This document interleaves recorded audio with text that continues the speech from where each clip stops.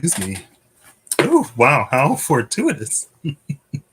I clicked go live and it cycled as it was going live. And I was like yawning. And I was like, oh, I'm going to start the video with a yawn.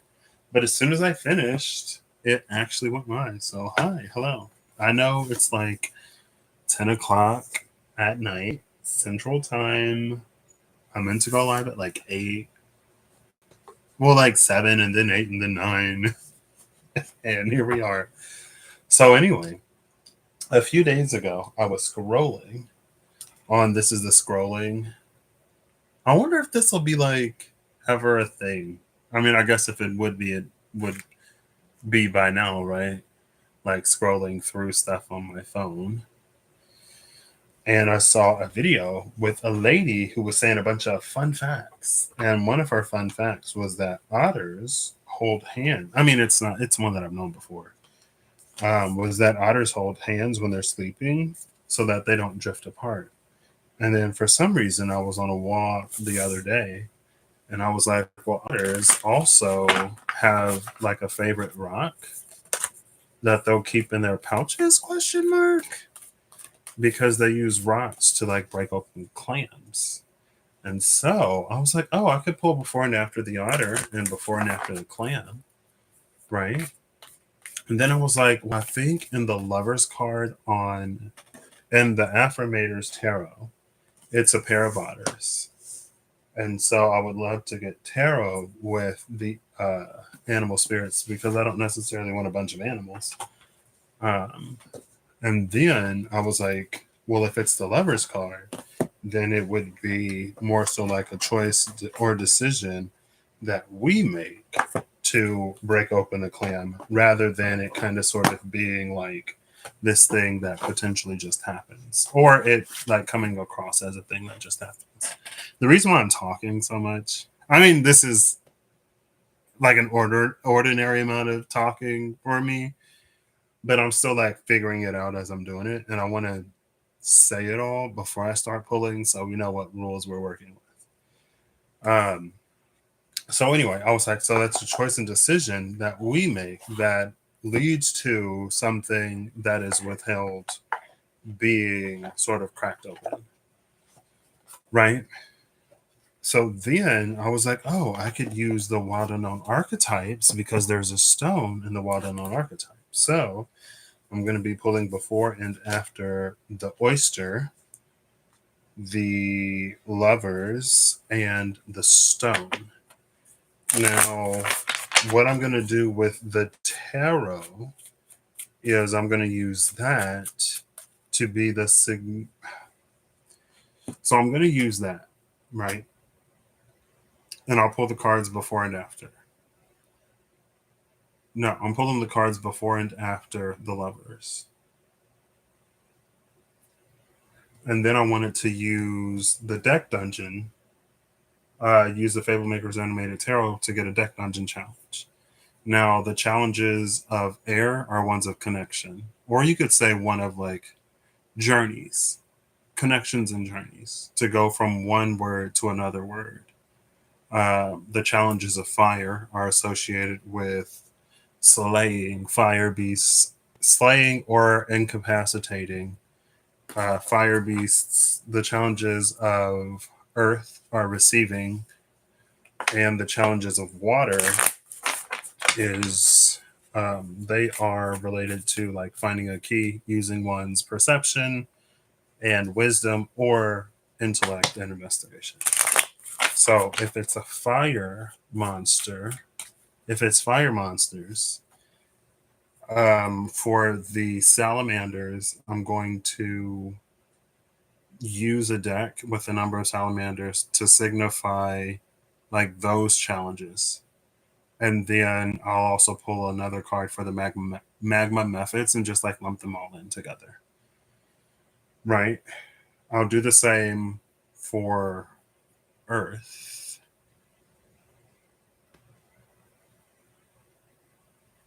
I guess. If it's like for every, I don't know, because there may be like multiple things that we need to receive. If it's water, The only one I really thought about was fire, honestly. And then like with air, I can just pull like 2 cards to connect those. Now this isn't also sort of as this being a function of choice, sort of not.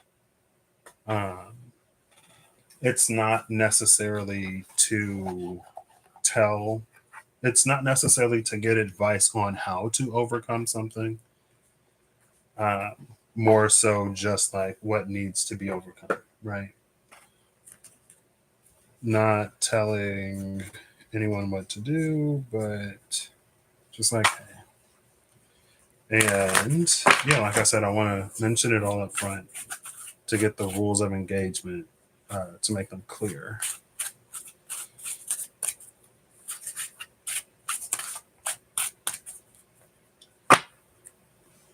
Right. Also have the SKT here. I feel like I need more. I feel like I need more Oracle decks because I want to make sure these are all up right. Because I do. But yeah. So that'll be the nature of this. And again, because I'm pulling before and after the lovers, this is inherently going to be related to a choice, decision, and or action that we take to get a clam open. And we kind of get to see what our prize is, right?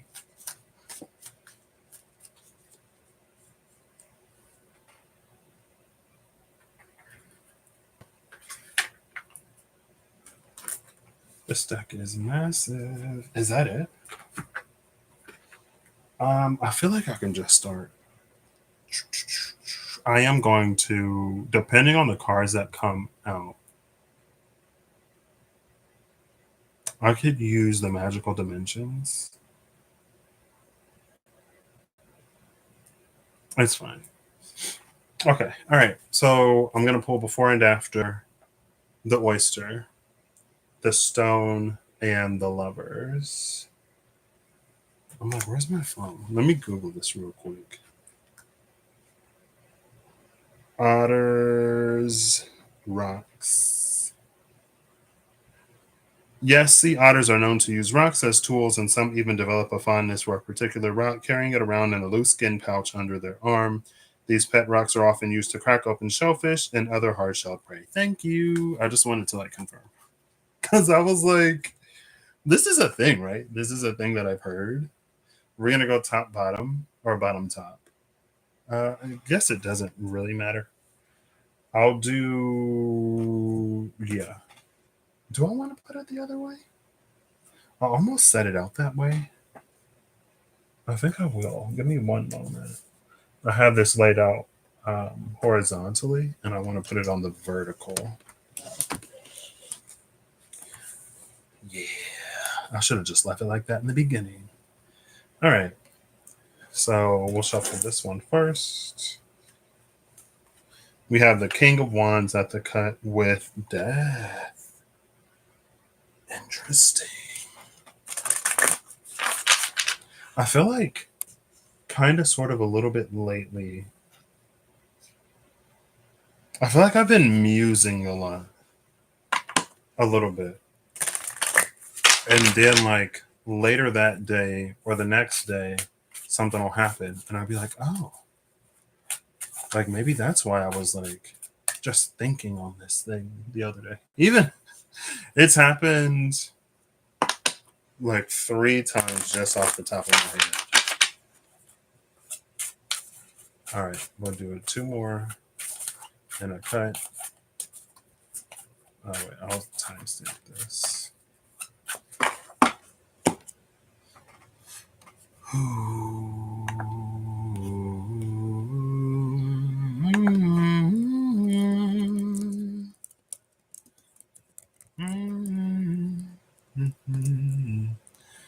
We'll say 10 minutes. And I'm going to look from the bottom for all of these, just make it a little quicker. We have the Nine of Wands again. The Nine of Wands has been coming out in like every deck. We saw the Pugilist in the SKT Revelations. We saw the Nine of Wands in the Tarot of Dreams. We saw the Nine of Wands in the Happy Tarot, I'm pretty sure.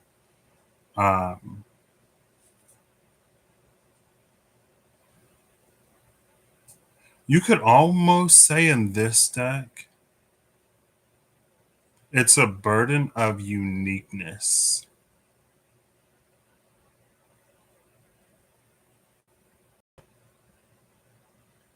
Right. Because you could say like zebras as an animal are kind of unique, like tigers have stripes. But they say that each zebra's print is different. So even within like a community or a herd question mark of zebras, each one is unique. And we see the like hurdle here.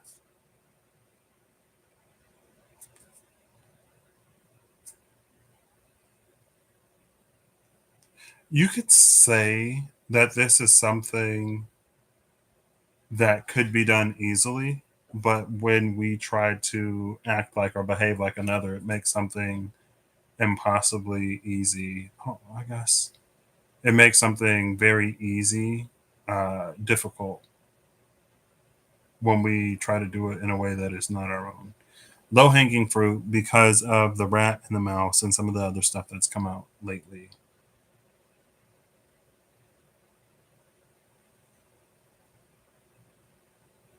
But also, like, you could say in this depiction, the zebra isn't approaching the hurdle as like a horse would. It's walking on its hind legs rather than like being on all fours.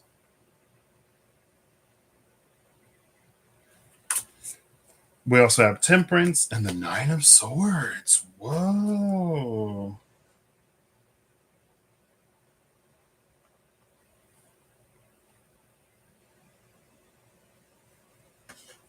We got nine, Temperance, nine.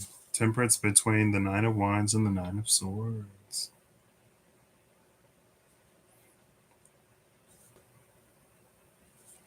With this Nine of Swords,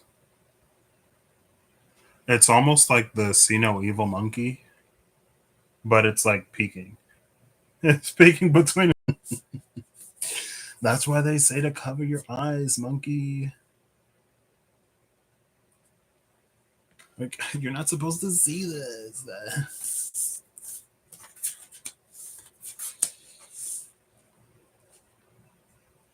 This is also giving me a feeling of, I think this came out recently, maybe not. It's like a Looney Tunes Acme cliff where you have like Bugs Bunny or Wile E. Coyote or any character that's like running from someone and they run off a cliff, and it's not until they look down that like the laws of physics and gravity like applies to them.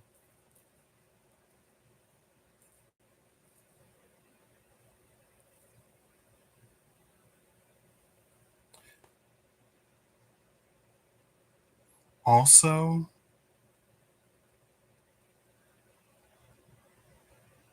you could say, it could be said that like someone's ancestors or the divine in some way is watching someone do something that I don't necessarily know the circumstance, but I mean, if I'm looking for something and this is the deck of choice, it's almost like this angel can't do anything but watch. These swords prevent interference. And watching this zebra as it like as its thing, right?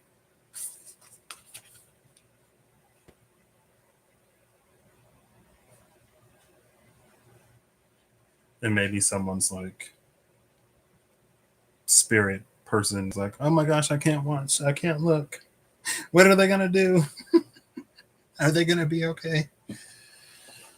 All right, look and fold the lovers, or whatever card the otters are on, because I'm pretty sure in this deck they are otters holding hands. I really hope so. Like, this has to be the deck. Yeah! We have the Six of Wands, a card of accomplishment, with a mouse. And we just saw the veteran mouse hero. Also, see, like, it's like that's the difference between the zebra and this mouse. Also, Mercury just went retrograde in Leo, question mark. And the Six of Wands is the second decan of Leo, 5, 6, 7. I don't remember what planet it is in Leo. I probably should, because I've been seeing the champion quite a bit in the SKT recently too. But it's like, this is how easy it, quote unquote, be for the zebra. But you can also see every pair of wands is crossed.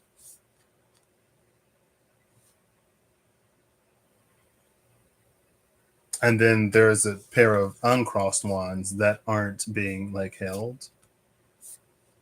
So it's something about like not crossing the polarities, you could say, that makes that easier.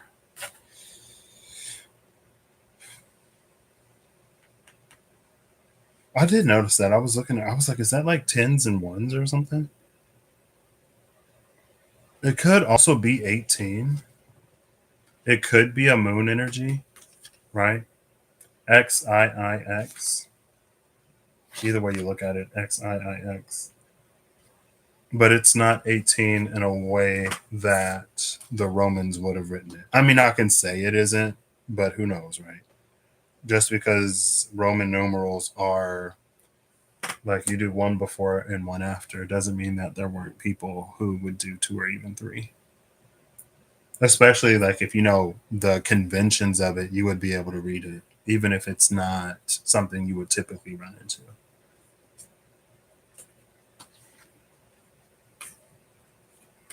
So we have the Six of Wands, the Lovers, and the Ace of Wands, which has a rabbit jumping over the moon or pole vaulting.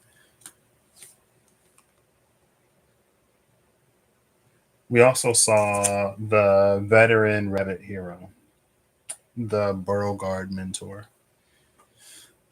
Before the Six of Wands was the Empress that we've been seeing a lot. Actually, no, sorry. I don't think so. Um, maybe. No, no. Before that was the Empress, and then after the Ace of Wands is the Seven of Wands. So we do have 6, Ace, 7. The King of Pentacles and the Six of Pentacles are also here, left on the table, but the Empress is sitting at the bottom of the deck.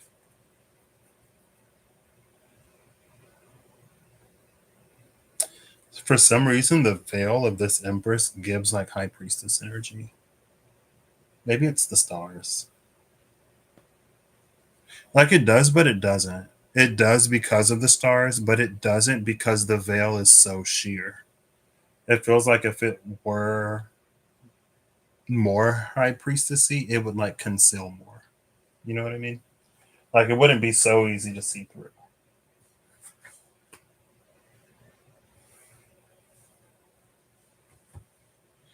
Next, we'll get the stone, and then we'll get the clam.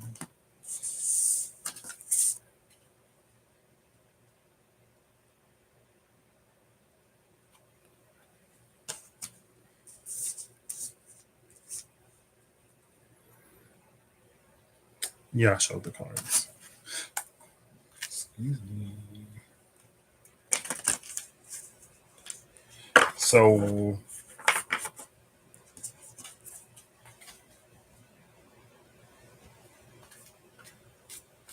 this could be like previous. I'm just like looking at the Six of Wands. If this is this significator in particular is the Lovers. It's not just the Animal card. So there is again the implication of choice or alignment, I guess, right?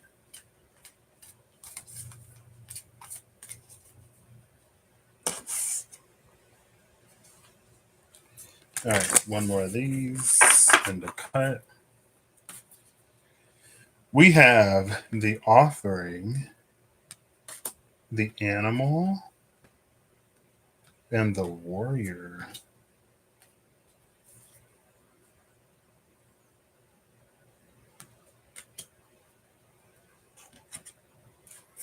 The Offering.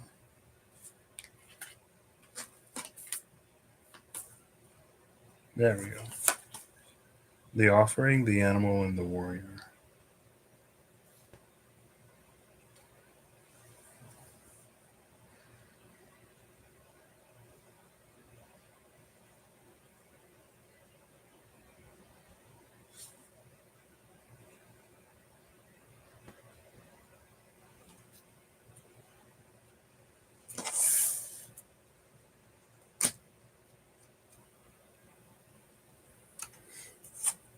All right.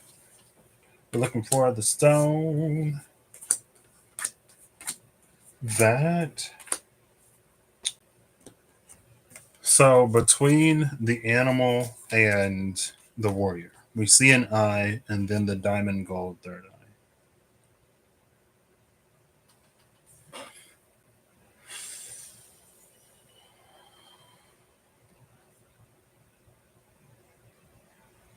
Also, this is number 19. The Animal. I mention it because of the XIIX. Is this 1010? 64. This is 10 10 10.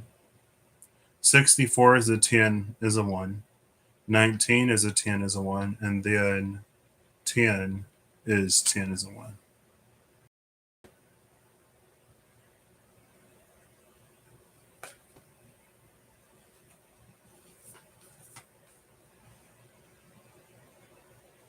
I feel like there's potentially something here, but I would have to look at it for a minute. And I'm like, let's just keep it moving.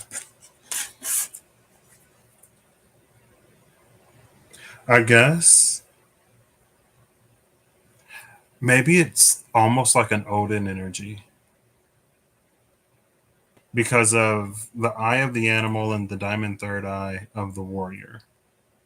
The animal could have offered its eye and then received whatever diamond or gold of the third eye. And trading an eye for greater sight is like Odin energy, right? Odin sacrificed an eye at Mimir's will to see whatever.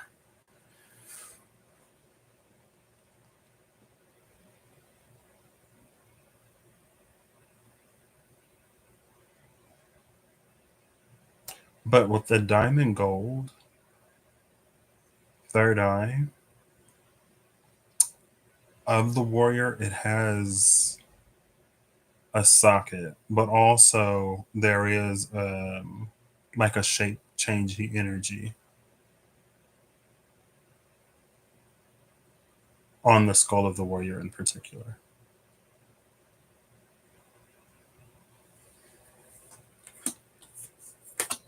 Let's find that stone. So these are the otter's favorite tools to crack open the shellfish.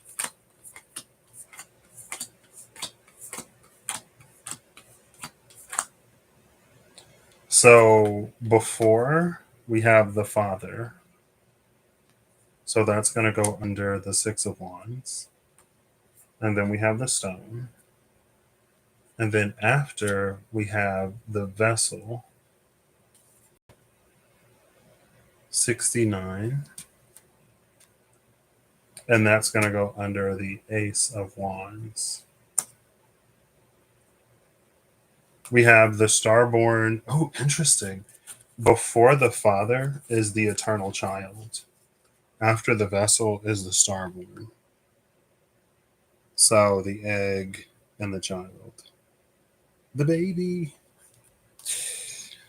The eternal child is going to go on the bottom, which is interesting too, because again, we have the Empress. So far we have the Empress and the eternal child chilling at the bottom of the decks. And the father also came out.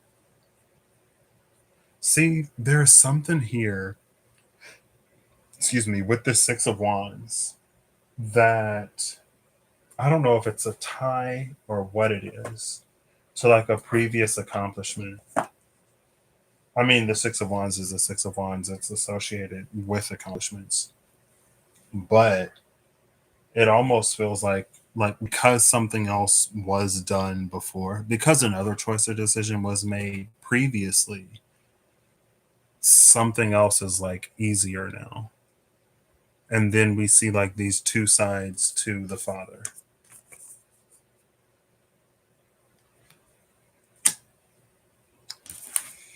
I should have put these on the bottom. I should have did this backwards because I'm gonna get clarifiers for the tarot cards, and it would just like make more sense to put them like on the tarot or immediately under, rather than right now I have like tarot, like so the otter, the stone, and then the oyster. Oops.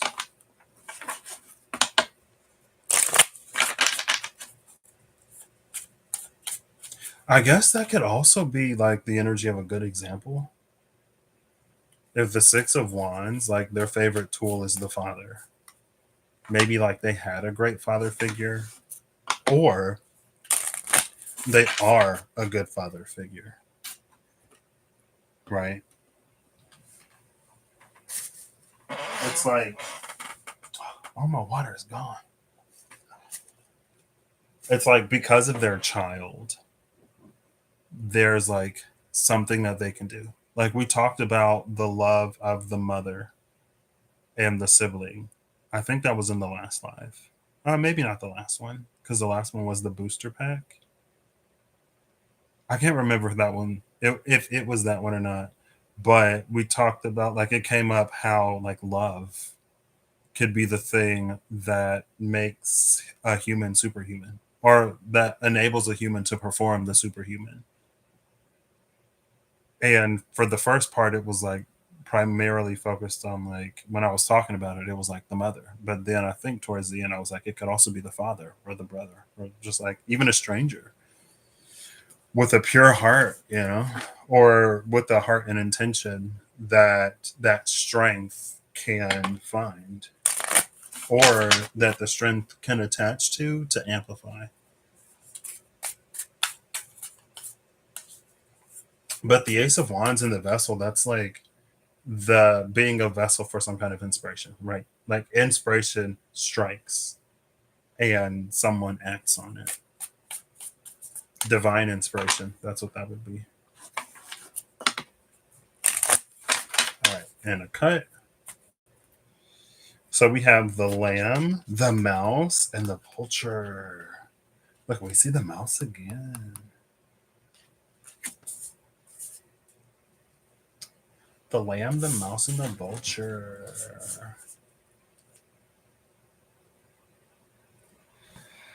Really quick, low hanging fruit. This is, you could say it's also like a divine inspiration. It's a connection to the divine, or it's a facet of someone's like normal makeup, personality, whatever, with the lamb. But with the mouse, there are a lot of things that like confuse it.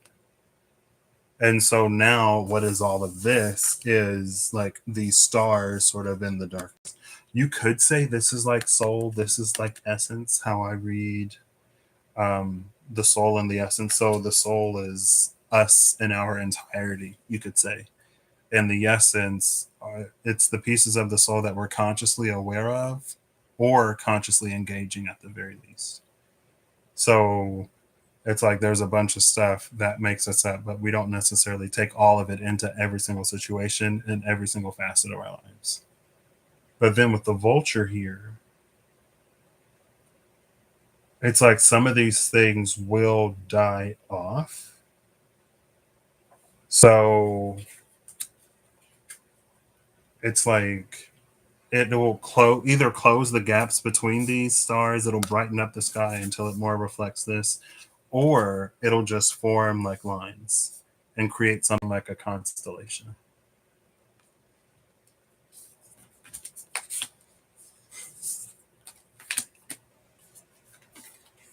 I want to like this. Yes.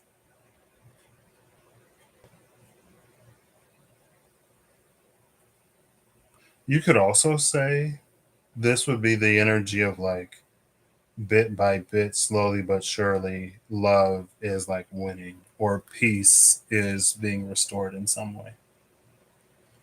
That's kind of like a Lenormand take on the mouse.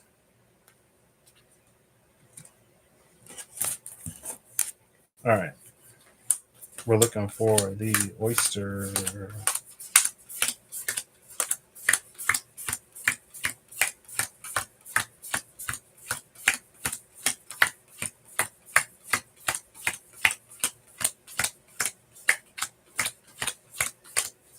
I thought that was it. So before the oyster is the black egg. Wow. Okay. Cool. Then we have the oyster, and then we have the hummingbird. Interestingly enough, before the black egg is the firefly, and the whale before that, and the starfish before that. After the hummingbird is the stingray and the octopus. Octopus feels significant because the different chakras we see on the stingray. So it's almost like, and you see the same colors on like the head of the octopus. I was gonna say, I was leaning towards an interpretation that was almost like, I guess it ultimately doesn't matter, where like each arm of the octopus would correspond to a different chakra. But because it's all up here, it's like, also though, in this mouse, we saw these colors, right? The stars. But we see all of them present in both the stingray and the octopus.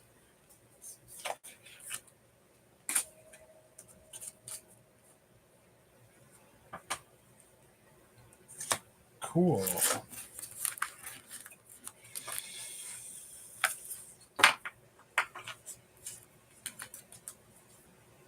The firefly was at the bottom. The Empress, the Firefly, and the Eternal Child. I kind of like that. Even in the Eternal Child, there's like this light that is inside the child. And they're gonna like this baby light, the light.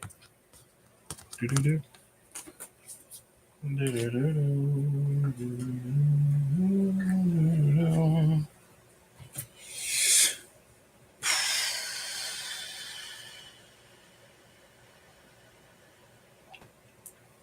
I guess there are, if I'm pulling before and after both of these,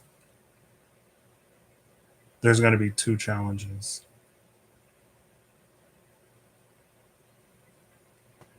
This, again, there was a tie and connection between the six, and I guess the six is the mirror of the nine, between the Six of Wands and the Nine of Wands. In the Nine of Wands, it's almost like someone, the zebra, was caving or wrestling with the burden of its uniqueness, and probably subconsciously either trying to like fit in or trying to model themselves after another. And so something that should be relatively, I mean, I said impossibly easy, a slip of the tongue. Something that should be impossibly easy becomes like relatively challenging. But in the Six of Wands, the mouse is like playing into their uniqueness. And so they're accomplishing the task with that relative impossibility. It shouldn't be possible for mice to fly, but there he is. And I don't know if it's giving Hermes energy or if it's giving Child of Hermes energy.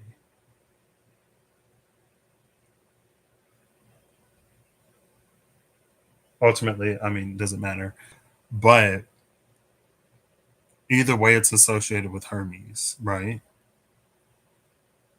Because the father is here and the black egg is here in this branch. That's why I mean, even Hermes. Who was Hermes the child of? Because I feel like Hermes is younger than Zeus, and Zeus was the baby. Who are Hermes' parents? Not Hermes. Oh my gosh.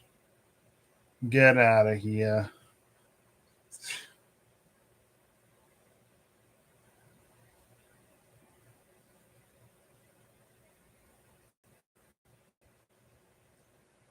God of boundaries, roads, travelers, merchants, thieves, athletes, shepherds, commerce, speed, cunning, language, oratory, wit, and messages.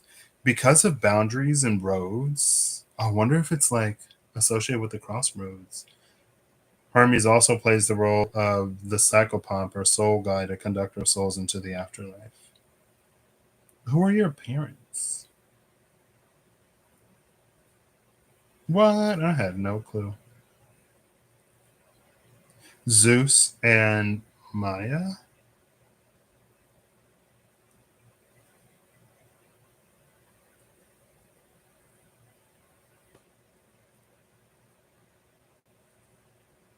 One of the Pleiades?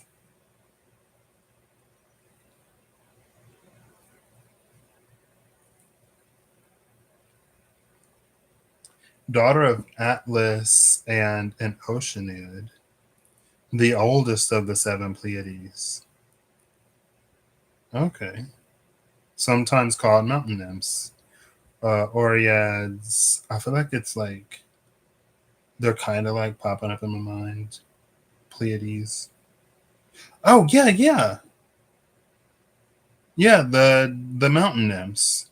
If it's a daughter of Atlas, um, so when Hercules had to get the golden apple of the Hesperides question mark, Atlas was like, "I'll get it for you, but you have to hold up the world." And then like he went and did it, and Atlas was like, "You can stay there." And Hercules was like, "Okay, but like, can you hold the world for a second so I can like adjust whatever?" And Atlas was like, "Yeah." And then Hercules was like, "Thanks, bye." So like Atlas tried to get one over on Hercules, but then got anyway. Okay, it's interesting though, because Zeus was the youngest of his siblings, and the mother of Hermes was the oldest of her siblings.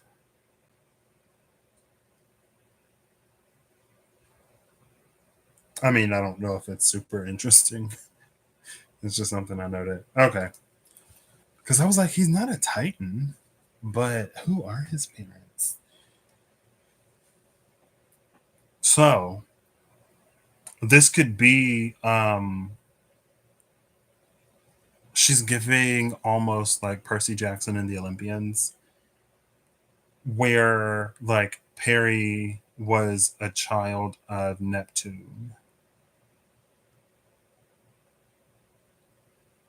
Neptune slash why can I not remember? This is easy. It's Zeus Jupiter Neptune, because I think Neptune is the Roman, like Jupiter is Roman. I can't remember the Greek name.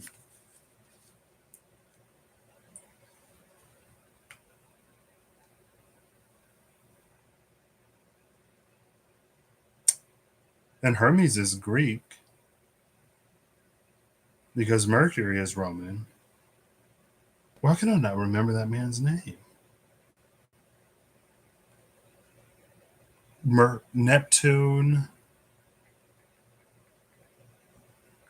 Neptune Greek counterpart. Who is Poseidon? Oh my gosh. I can't believe I forgot Poseidon. Um Percy was a child of Poseidon, so he could like hold his breath really long underwater and stuff like that. When it's because it's almost like again going back to the uniqueness, it's because the mouse plays into it that they're able to do this thing impossibly easily, and it's like inherited from the father, but with the like shadowy side of the father, the mouse doesn't necessarily know of this inheritance,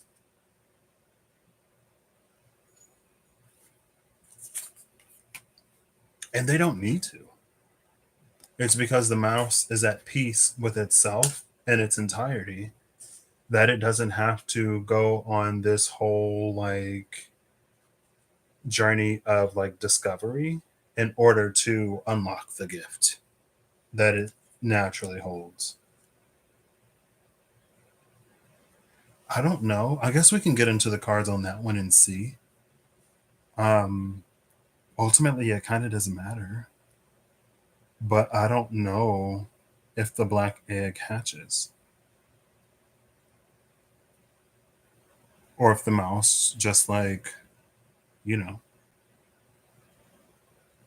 there wouldn't necessarily be a point, purpose, or reason because, and it's because not having that information doesn't keep the mouse from doing whatever it is that the mouse is doing. Now, that information may be beneficial for the zebra because zebra is like kind of struggling a little bit. And so maybe they knew, they'd be like, oh, well, this is why I can do this, or this is why I can do that. Okay, now I feel much more comfortable. I saw someone mentioned, it was probably on a reel that I saw somewhere yesterday. I don't remember.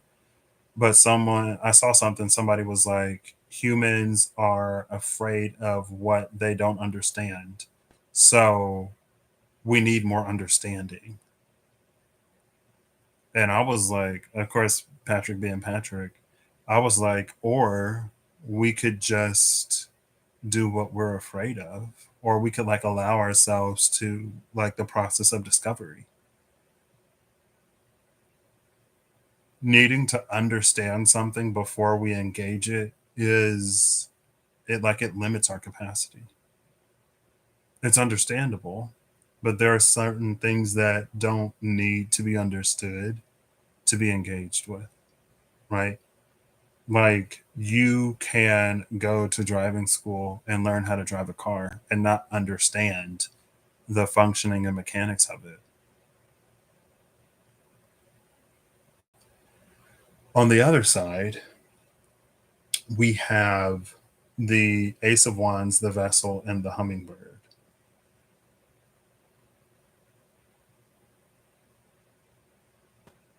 What's interesting too that I'm just now noticing is that I think they're both rodents. I'm pretty sure rabbits are rodents, but they're both in the air. The mouse uses the boots of Hermes.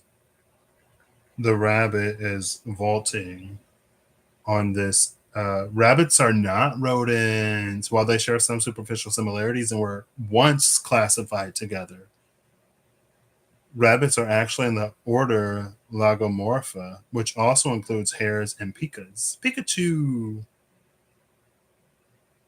Also, like Lagambi, Lagomorpha. That's an interesting word.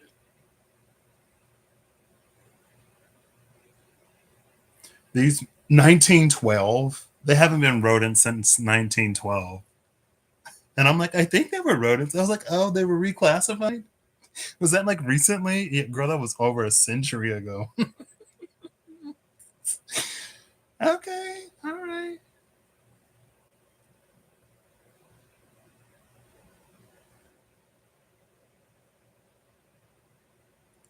I knew the Leporidae,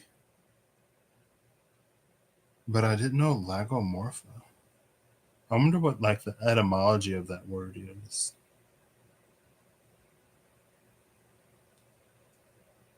Oh, the name of the order is derived from ancient Greek, meaning hair shaped. It means hair shaped.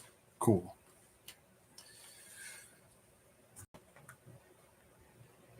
All right. Yeah, they're both in the air. The rabbit has the boots. The mouse has the boots. It could be a rat. She's giving mouse. Mouse has the boots. The rabbit has the ace of wands.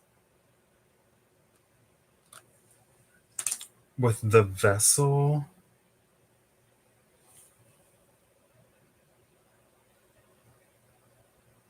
again, the ace of wands in the vessel is the energy of divine inspiration. Excuse me. But with the hummingbird here, it almost gives it more of an energy of alignment. Almost like it's because the hummingbird is who the hummingbird is that they're an energetic match to receive whatever is flowing through the vessel.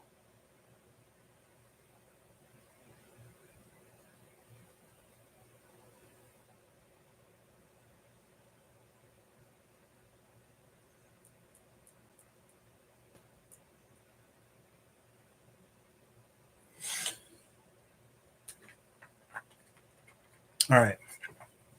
I'm going to shuffle these up. I'm going to pull before and after the Ace of Wands and the Six of Wands.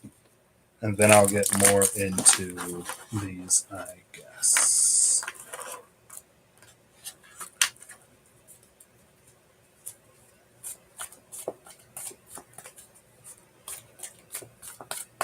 Because one is, I guess you could say, like, divine inspiration is only one part, right? Because the plan still needs to be carried out.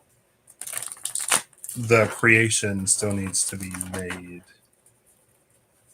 Ooh, the Ten of Swords just came out. She is, oh my gosh. This person was obliterated. Now, it almost visually looks more like a cover that's placed over him. But it's like, what is that? Under, like at the solar plexus, maybe even at the heart. That person, like the lower half of their body is gone.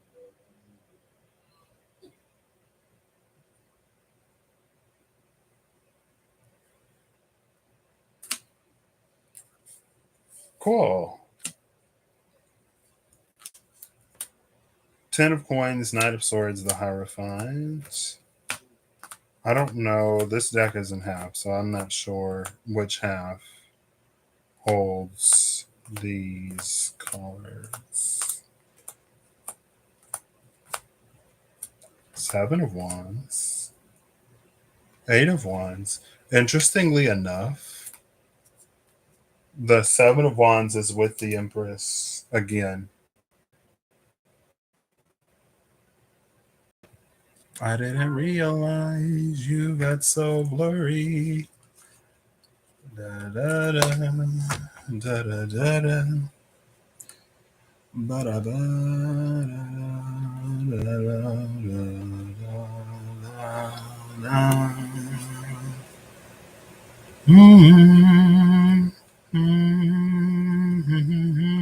Hello, I'm back. We see the Seven of Wands and the Empress again. And it immediately blurs. There we go. They were at the cut in the other tarot deck. The what unknown, not the what unknown affirmators, just the affirmators.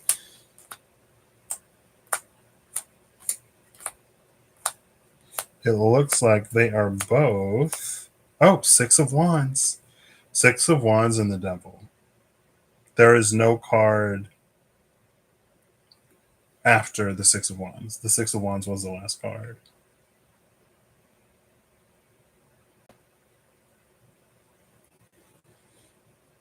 There is no challenge. There is only the boom. You could say that, like, the challenge is to remain humble or something.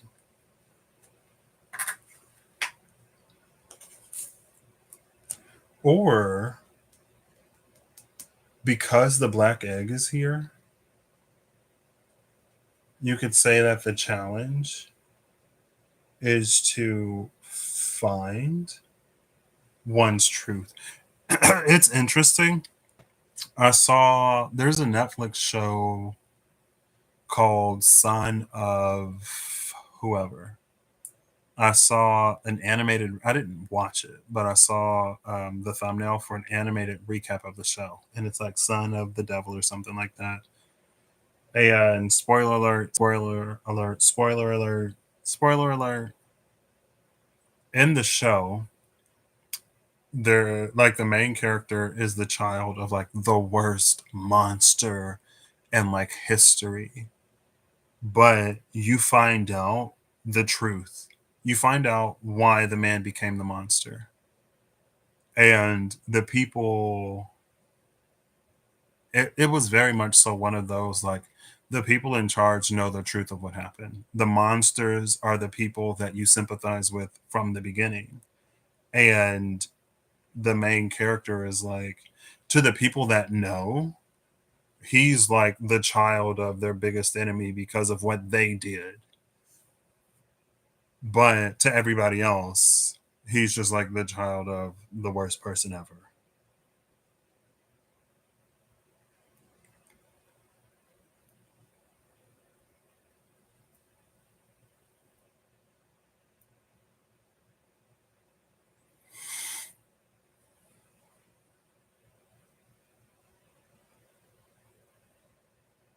So maybe the truth is necessary. That's a 6 6. 15 is a 6, and the Six of Wands was a 6. Also, it was 6 6 1 because it was Six of Wands, the Lover's Ace of Wands. And so from the deck on the right, we saw the card on the right. From the deck on the left, we'll see the card from the left. So I guess I'll put the Ten of Swords over here. That is so appropriate to this story because it was retaliation. It was a retaliation for what someone had done, and they had done so out of like jealousy, of course. For either petty jealousy or for establishing some kind of dominance. When you eliminate your competition or anyone who knows the truth, the only thing left is a lie. And maybe that's also too why it's like the black egg and why it's like the side of the father that's unseen.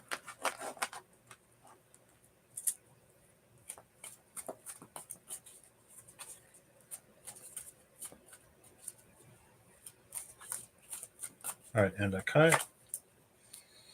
We have the Four of Wands, the Ten of Chalices, and Death as the bottom three cards over here, which is kind of intense. It's like everything is good, and then, well, if the Death card is just transformation,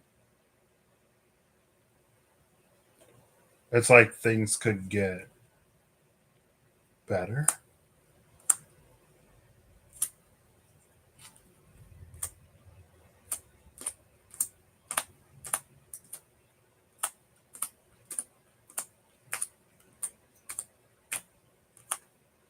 So we have the World, the Ace of Wands, and coins. I did all that thinking about what to do if there was a fire challenge, and there is no fire challenge, which is fine. This energy is so interesting. I mean, the hummingbird is here because it was like what the Four of Wands and the Ten of Cups. So before the world is the Two of Cups. After the Four of Pentacles is strength. I'm like, there we go. So the Two of Cups is at the bottom over here. The Five of Pentacles is at the bottom of um, the Six of Wands clarifier, which is interesting because again, the Five of Pentacles and the High Priestess. This is someone outcasted. That's interesting. It's fine. Oh, I didn't even catch that. There's been a lot of, like I was mentioning earlier, like I'll have a musing of something and then that same day or the next day I'll see something.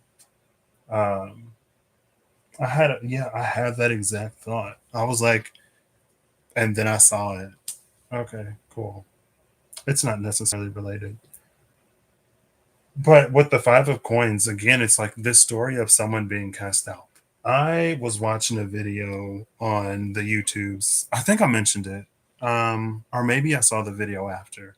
My mom was talking about how like the animals are have been acting weird or whatever. I think I did mention it. My mom was talking about how the animals were acting weird. I saw a video pop up of someone talking about the animals acting weird. Or the person was watching like a compilation of TikToks or something. And in one of them, people were doing it was about when people were doing the trend if you go up to a tree and ask it to touch you, it touches you. Well, there was this one guy who got on there and was like, don't go, a Christian guy who was like, don't go asking the trees to talk to you. Those are like demons in the trees, like evil spirits. And he was like, in the Bible, there, like this, he had a scripture from the Bible, and he was like, this spirit is what they call like Mother Nature. Mother Nature is a demon or something. And I was like, I don't know, like, it's weird because those are the same people who marvel at like nature, who marvel at God's creation. But so like God's beautiful creation is a demon or it's not like what? I don't know.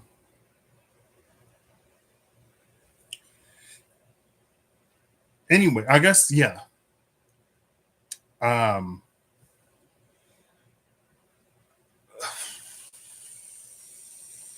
unless the Six of Wands is the card that came out.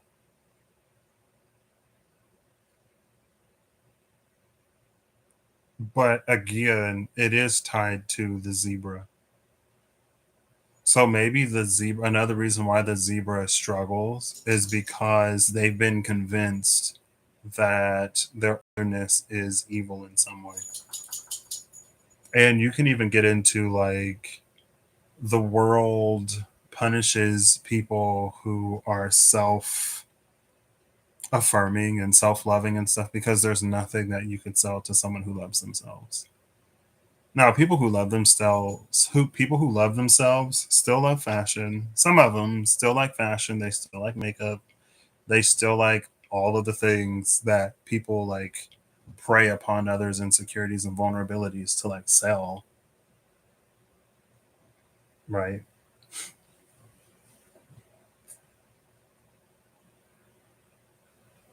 But anyway, it's kind of that energy. It's interesting that we have a major.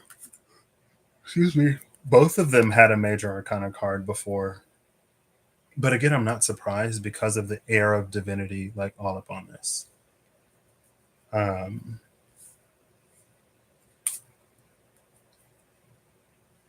the Four of Coins is a challenge of receiving.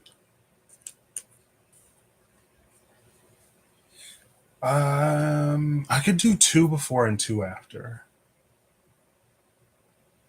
I could. I don't know if I necessarily want to. Excuse me. Oh, I'll do the number. So, am I going to read it? No. I will read the boons, though. The boons.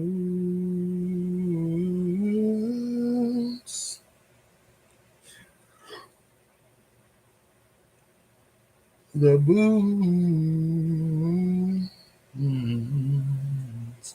I wish I could go to this app and. What? No. Oh, okay, never mind. Never mind. I thought there was a connectivity between this app and another one. And I was like, what? There isn't. I wish I could go to like recently viewed PDFs instead of like, I thought I could like favorite it or pin it. I'm sure I can. I just need to look into it.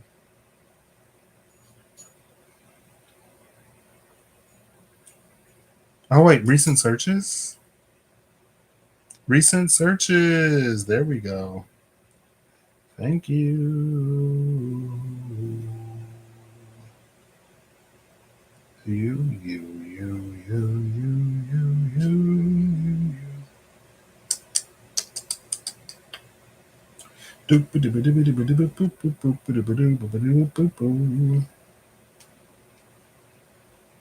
Cool.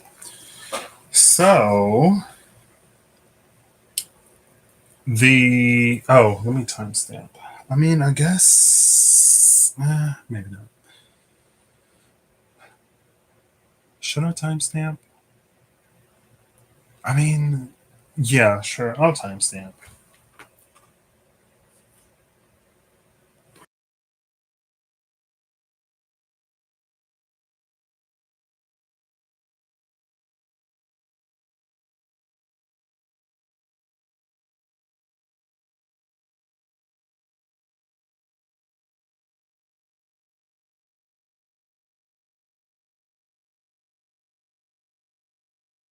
Cool. The time was just 1:02:34. Um, so I'll timestamp it just to like purely focus on this.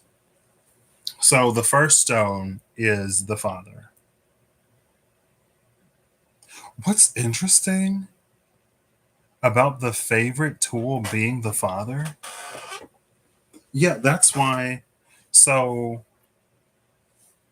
if you're joining here, or if you need a refresher because it's been over an hour, um, I heard a fun fact about otters. I heard that otters hold hands when they sleep so that they don't drift apart. And then the other day, maybe yesterday, I was like, also, otters have a stone, their favorite rock, that they use to like crack open oysters or clams. And so I was like, well, let's do it. Let's pull before and after the lovers because it has a pair of otters and the affirmators tarot, the stone and the wild unknown archetypes, and the oyster and the wild unknown animal spirits. So on the first side, we have the Six of Wands, which is the mouse and the boots of Hermes. Also, Mercury just went retrograde in Leo. Here's a card of Leo. The stone, the favorite tool, is the father. And the oyster, once broken open, is the black egg.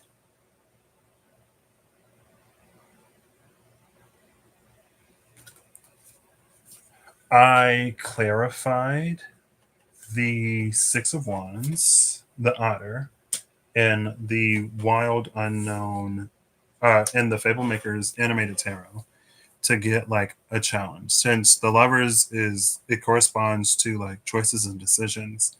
This is like a choice or a decision that we make that cracks open the oyster that reveals the hidden treasure, right?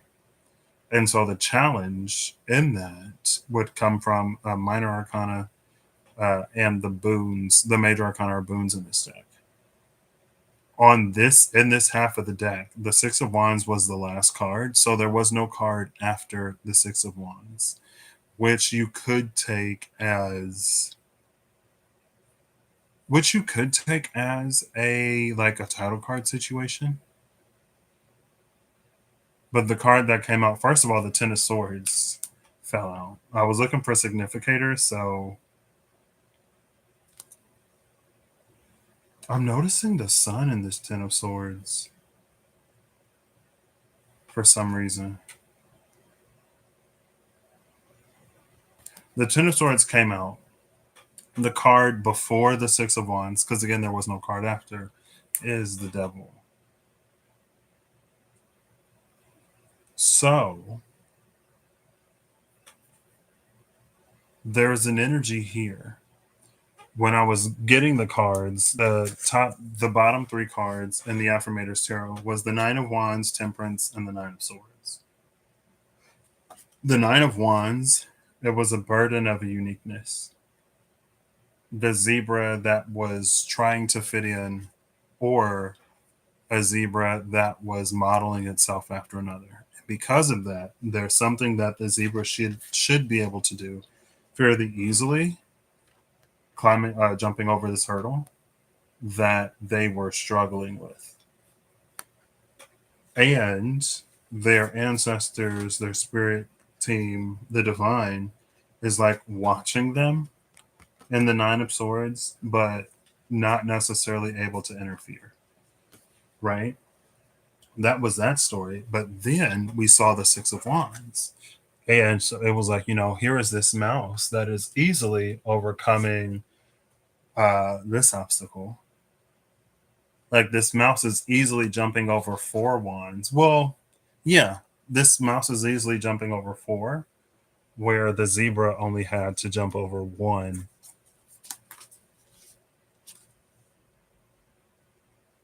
And it's because of the boots of Hermes. So again, it was that like it's because of a unique connection of this mouse that they can easily accomplish this thing. They play into or acknowledge, don't struggle against, don't fight against their uniqueness. They allow it to allow them to be great. Right. And then we saw the father, and I was like, okay, so this is like child of Hermes type energy. And then we saw the black egg, and it was like, okay, like an unspoken truth. Now, with this devil card,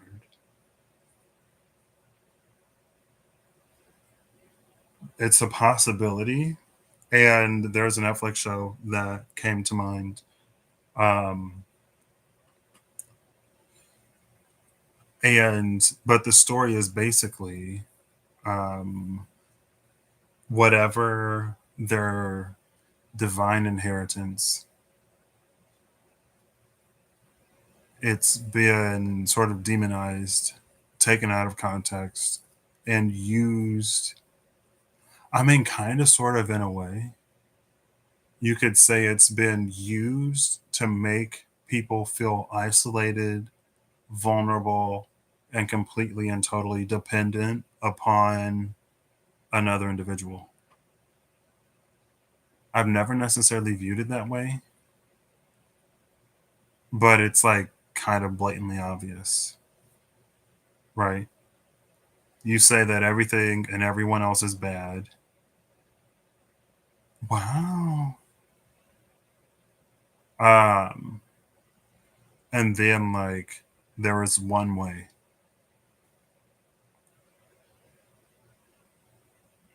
And then with the Ten of Swords, it could be like anyone who knew the truth has been taken care of, either through time or intention. They've been taken care of. So the Devil card has a boon rather than a challenge, which is also like I've been watching the new season of The Sandman, and the Morpheus talks about owing someone a boon in that show. So the boon here, the party receives huge personal gains in wealth and power, but also gains new flaws. Or the party gains advantage on all charisma checks, especially deception checks. Huge personal gains in wealth and power. That, what show was that? Was that Supernatural? No, that was The Magicians. In The Magicians, there is a politician who is like, has this amazing sort of career, like came out of nowhere, like really successful. And that person is a demigod. The person is the child of a trickster god. He doesn't know that. He doesn't like, he's not intentionally using his just like raw divinity, I guess. Um, hey, how you doing? That your name reminds me of someone. I thought about her recently. Um, yeah. Wow, how interesting. Because I remember when I talked to her, I pulled cards for her one day, and there was an energy that came out that was very like, because of your unique connection with the goddess Frida, like there may be certain things that you see or pick up on that other people may not necessarily. So, anyway, thank you. Every now and then I'm like, oof. My journey buddy was like, oh, watch some of your lives. I was like, oof. I appreciate it. I love Reed. Thanks for stopping by and saying hi. Um, where was I? Oh, I forgot. Anyway,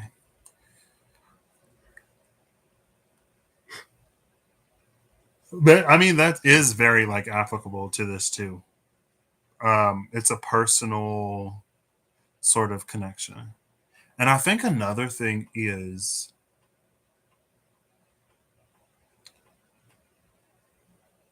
depending on, that's another thing about stories versus truths. Um,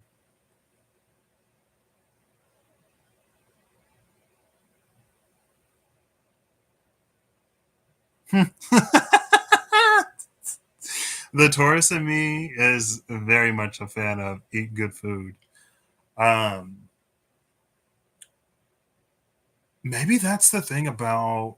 So earlier too, I was talking about how um, in the modern world, talking about the demonization of that like Hermes or other energy, and how in the modern world they say that like the self-confident, self-loving is the enemy of capitalism or just the modern world in general because everyone's trying to sell something. And if you're not vulnerable, like you're not seen as part of their target audience. But it's like people like self-loving, confident people. Some of them also like makeup and they also like fashion and they like all of the other things that people like prey upon others' vulnerabilities to kind of like sell, right? But anyway, there's something here that's like if the mouse was to listen to the story that someone else tells of this energy, they would gain a lot of new flaws with that wealth and power. But the limitations that they gain would be because of the narrative that they're told,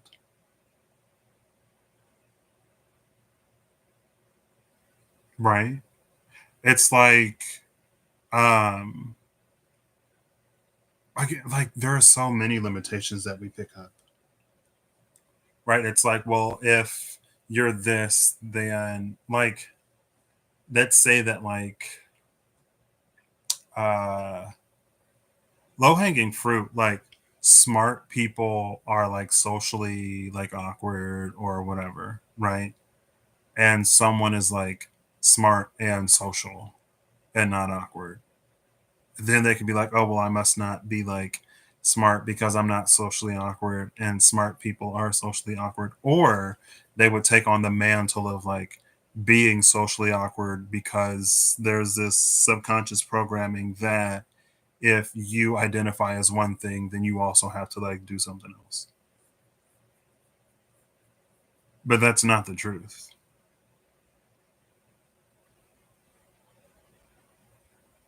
And it feels like the mouse in this card, they fully embrace who they are without taking on like the limitations. They have great wealth, great power, and the same flaws that they had before they got wealth and power. They weren't changed by money and they weren't changed by power. I was talking about the magicians and how the person, like their charisma, something mentioned charisma. I read something that mentioned charisma, didn't I? Was that today? Maybe not. Um,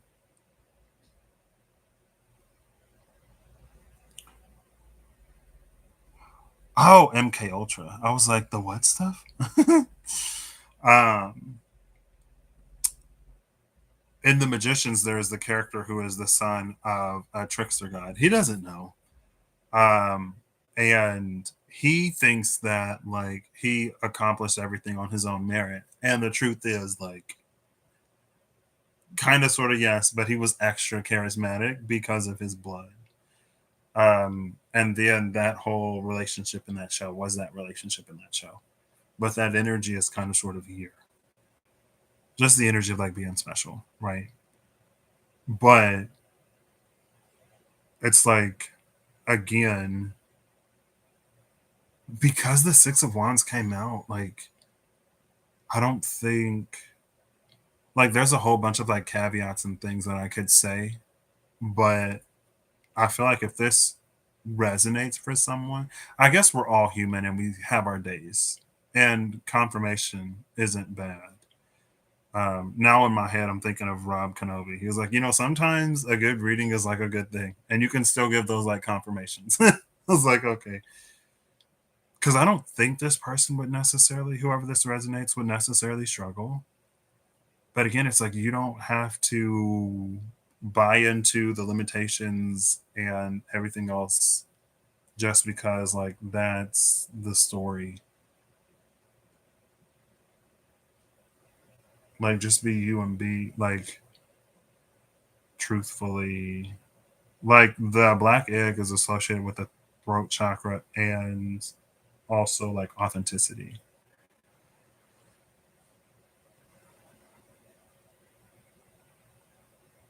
I think too,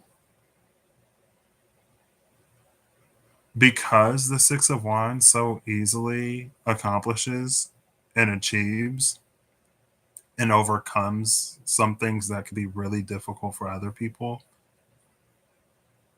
that imagery is kind of sort of here. And I would say it was like the witch hunts. Like this is the Six of Wands being untethered, unbound, unchained. This is the audience being tethered, bound, and chained. And then like demonizing the Six of Wands. Like something has to be wrong with you for you to easily do this when everybody else is like struggling more than the zebra, right? It's like you have to have some kind of unfair advantage or got to be doing some kind of something. This happened to me and you're to blame. But I saw it was like another reel that was like the witch hunts weren't even really about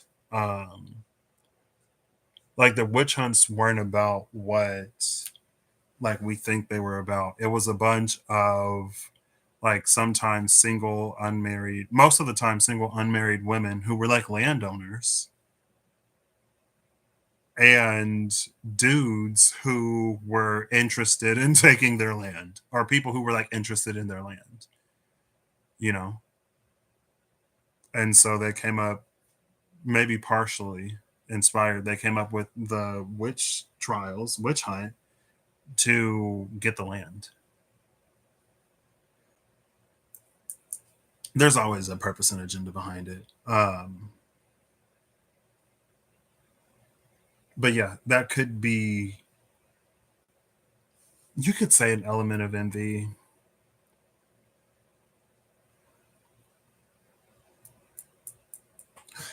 But cool, I think that's it.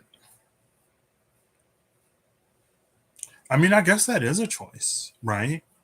Being who you are, unfettered, untethered, unchained, unbound, authentically being who you are is a choice. And I think for some it comes so easily and so naturally that they may not see it as a choice because they're just like being. But just as so many may choose to not be, like if you choose to be, that's another, that's a choice too. There's something mysterious about that father, though. Part of the father is like shrouded and mysterious. And again, we only see the card after, or the card that was before the Six of Wands. We don't see the card after. Just like we don't know what kind of egg this is. We don't know what's going to hatch.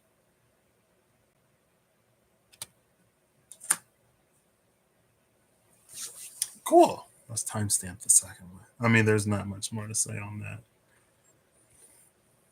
Second Stone 1:22:10. We'll say.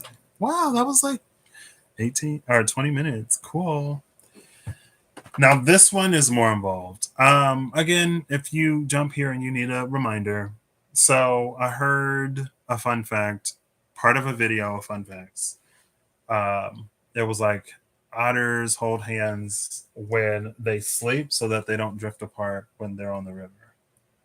And yesterday, my brain was like, otters also have a favorite stone or a favorite rock that they use as a tool to like break open clams, the oyster. So I was like, okay, I'll pull before and after the lovers in this deck, the stone, the lovers in the Affirmators Tarot, the stone in the wild unknown archetypes, and the oyster in the wild unknown animal spirits, and we'll do something with it. So the card that came out after the significators, we have the Ace of Wands, which is this bunny on a bunny pole vaulting over the moon. The Vessel, and the Hummingbird. Okay, that makes sense.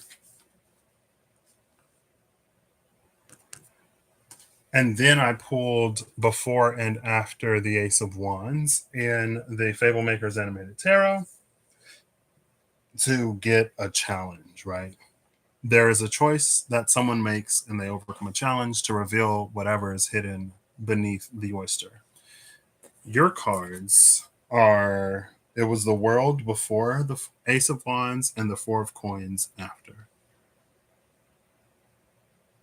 Now, in this deck, the major arcana are boons. The minor arcana have challenges. The challenge of the Four of Coins is going to be to receive something.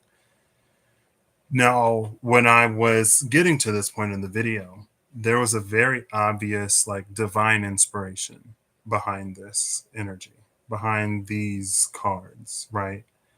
And then when I was looking at it, like with the bunny rabbit pole vaulting over the moon, and the moonlight can symbolize intuition, and it can also symbolize things hidden and unknown. But with the vessel here, and again that divine inspiration energy, it's almost like there is lightning in the ethers, and the rabbit is pole vaulting because lightning, a lot of times it'll strike the tallest thing within a certain vicinity, right? And then it'll take the path of least resistance or the shortest path to get through the earth. So if it strikes a person, depending on how, I guess, you're positioned when the lightning strikes you, it can like go around like your heart.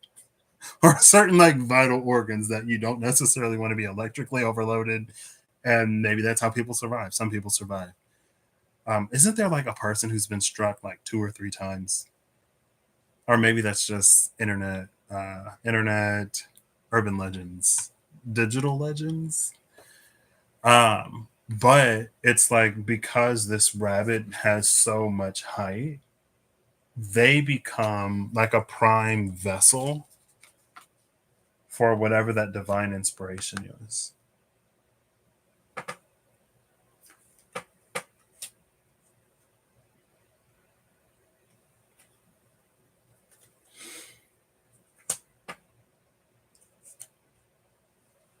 Cool. I'll read the boon for the world and then the challenge of the 4 of coins.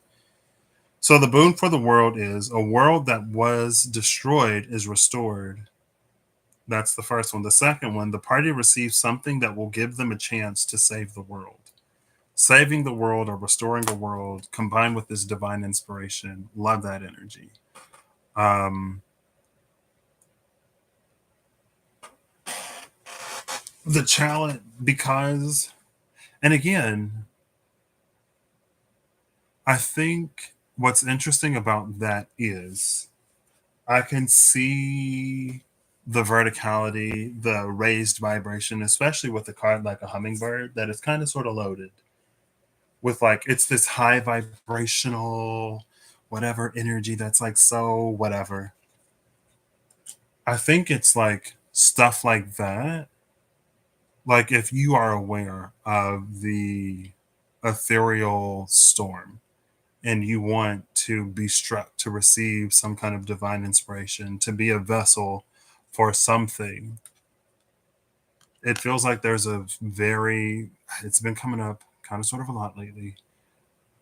There's a very like performative aspect to it because the internet, social media is so saturated with so many like high vibrational tips, tricks, and whatever. Like if you do like if you're vegan and you do yoga and you sun gaze and charge your crystals and do whatever, like all of these are behaviors to model to be like high vibrational. But maybe because it's the Ace of Wands, um, there's a certain part of it that is also like action, right? To receive something or to be divinely inspired to do something but not do it would be like not a waste because I feel like we're already kind of sort of treading into territory. But it's like if there's no action, why would there be any inspiration? Right? It's not to just have an idea or to hold an idea because something also again it's a, like what to save the world. If there's a world that needs to be saved, there's probably some kind of action that needs to be taken. There's something that needs to be done. If the world would save itself, then there would be no point to like having this boom. So it's a verticality that scales in some way that maybe isn't necessarily, and even with the vessel, right? Again, like there's a million and one things that you can do and affirm every day and listen to be like the model high vibrational human being or whatever. But the vessel that's chosen, it feels like it's the one that's furthest from the sight of like the divine. So if you have like a crowd of people who are like all clamoring figuratively, not necessarily literally, but if you have a crowd of people who are all modeling high vibrational whatever to be come to be chosen as a vessel for something, like this would be the one person like off to the side, kind of sort of like to themselves that who may even think because of how I read this, I would assume that that isn't necessarily the case, but it's like this is someone who may not even think that they would be chosen as a vessel for this divine inspiration because they aren't like eating raw vegan diets and going on super expensive trips to a foreign country to participate in some kind of ceremony. You know what I mean?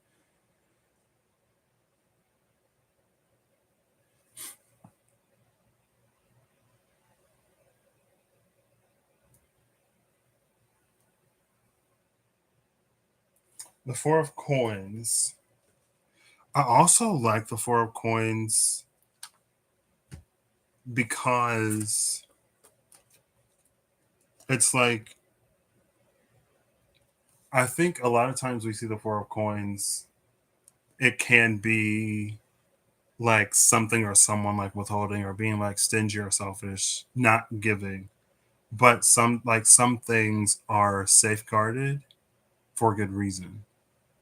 Like the Four of Coins in the Four of Orbs in the SKT is the conservator, and the conservator is the protector. So whatever this divine inspiration is, it has been protected or withheld. It feels like it reads like it's been withheld from certain people.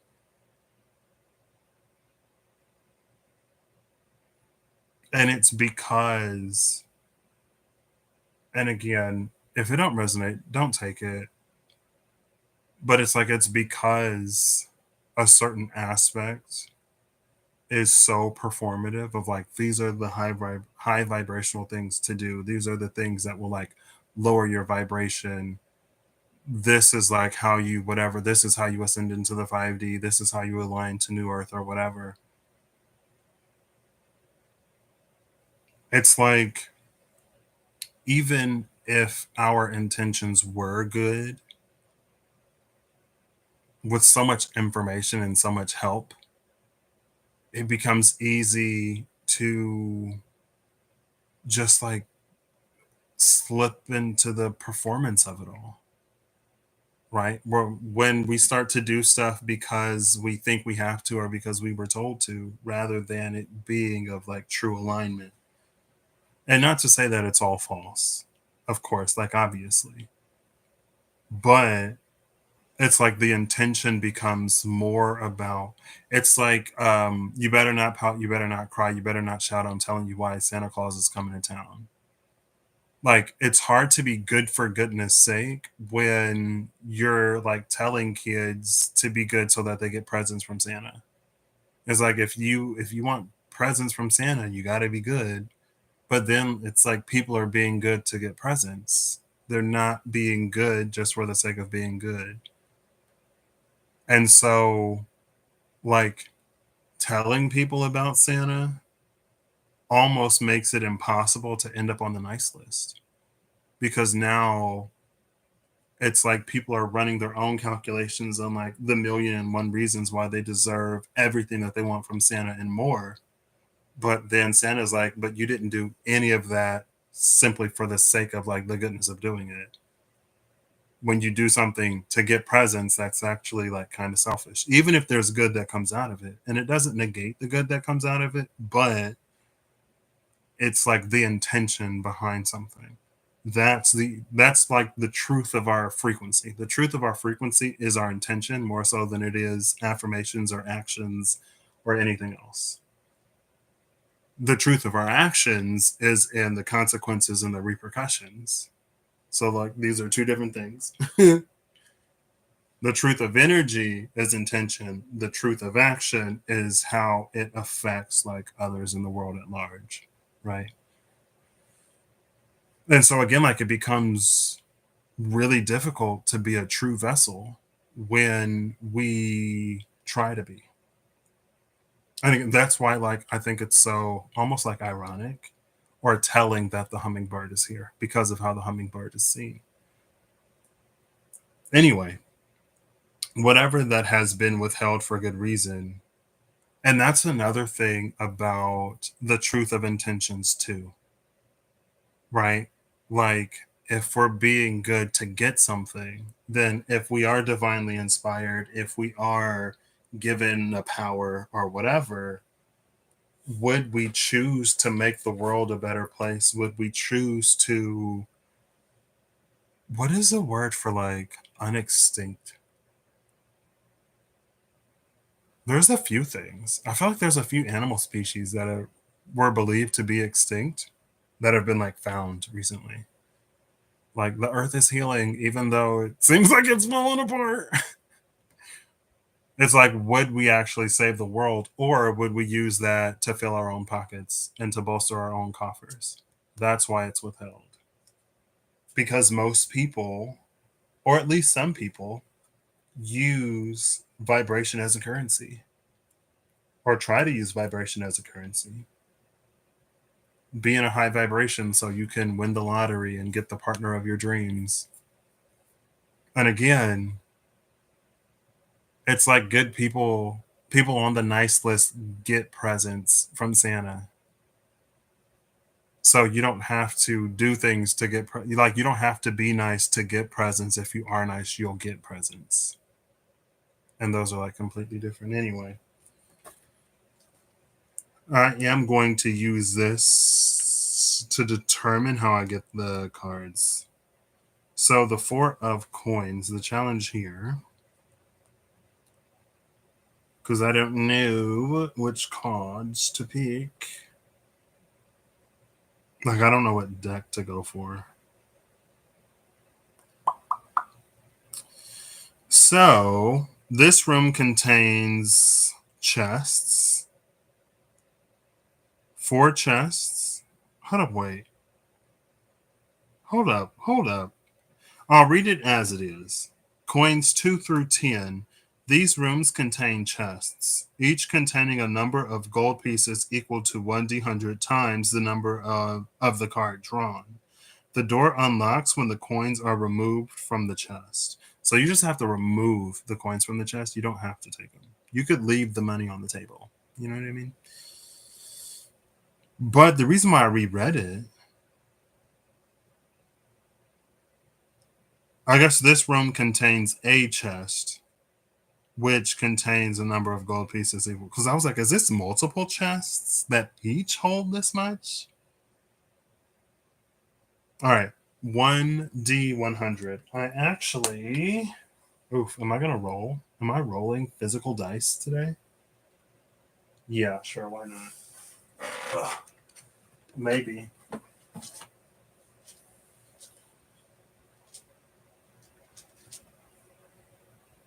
This was a era of my life.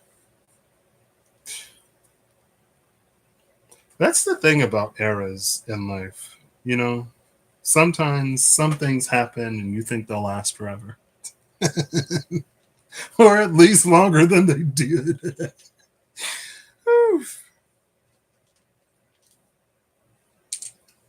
I'm like pulling out every. There's one. Oh, 80. Okay. 88. Am I going to keep that? Nah.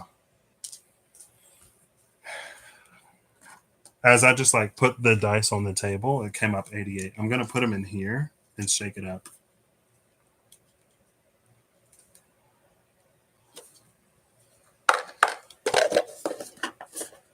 Okay. I'll try not to make too much noise because it is like late.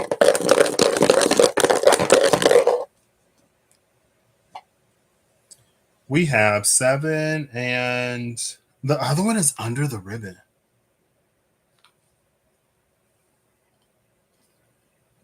$47, but the 40 is like there's this like ribbon in here. It was like covering the die. 47 times 4. That's an 11, right? 47 times 4 is 3 times 4 off of 50 times 4. So 200 minus 12. 200. Yeah, 200 minus 12, which was 188. Right? Math. 188. 47 times 4. 188. So it's interesting that when I like dropped the die on the table, it was 88. But mathing the math, it's 188. So that could be, I mean, it would have been 88 times 4, which is 320 plus 32. So what, 352? Girl, not me trying to do quick math. 88 times 4, 352. Let's go. I need to have more confidence in myself. My brain is coming back. Maybe I'll be needing it soon. What was it? 188. So when I have a 3-digit number, I like to look at it as body, mind, spirit. So a 1 in the spirit, and then 8's in both the mind and the body. Now, people say 8 is a number of like abundance and stuff. To me, the 8 is kind of like a trap. Kind of sort of because of its infinite nature. But also like on a digital clock, like an old school digital clock, every number can fit within the 8, right? And so 8 is like a vessel through which everything else can kind of sort of be expressed, even the 9. But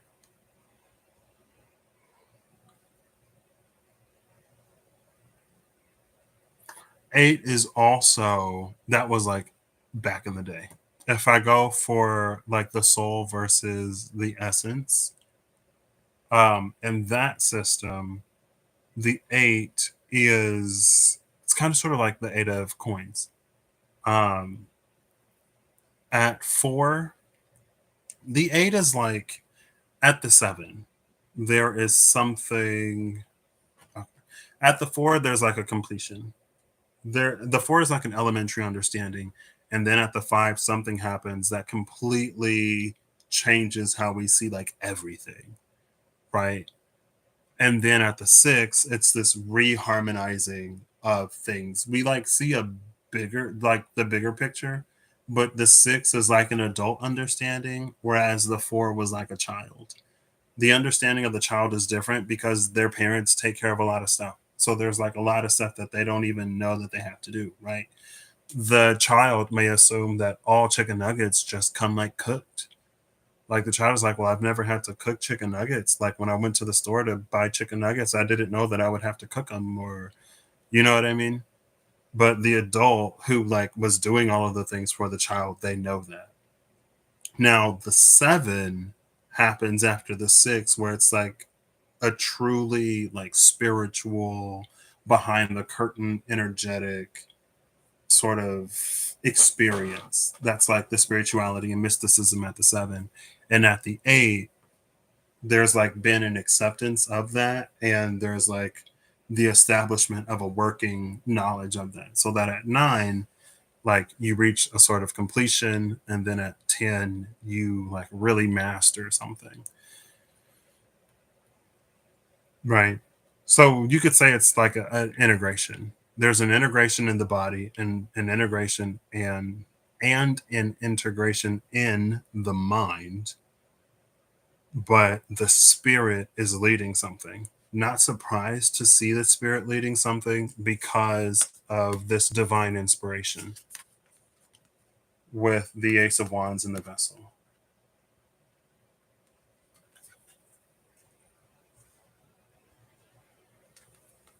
Right.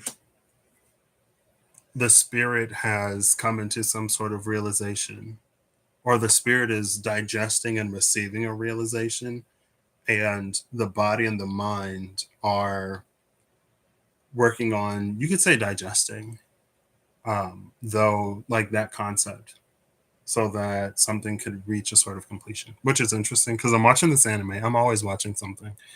I'm watching this anime where people basically get like superpowers, People are born with spiritual power, but they have to be initiated into the whatever to actually use those powers, right?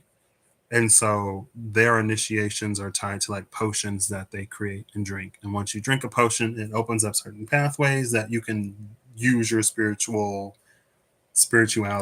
to like do whatever. So the potions that they drink, they have to like digest. And there's one character who like has the inside tea on everything.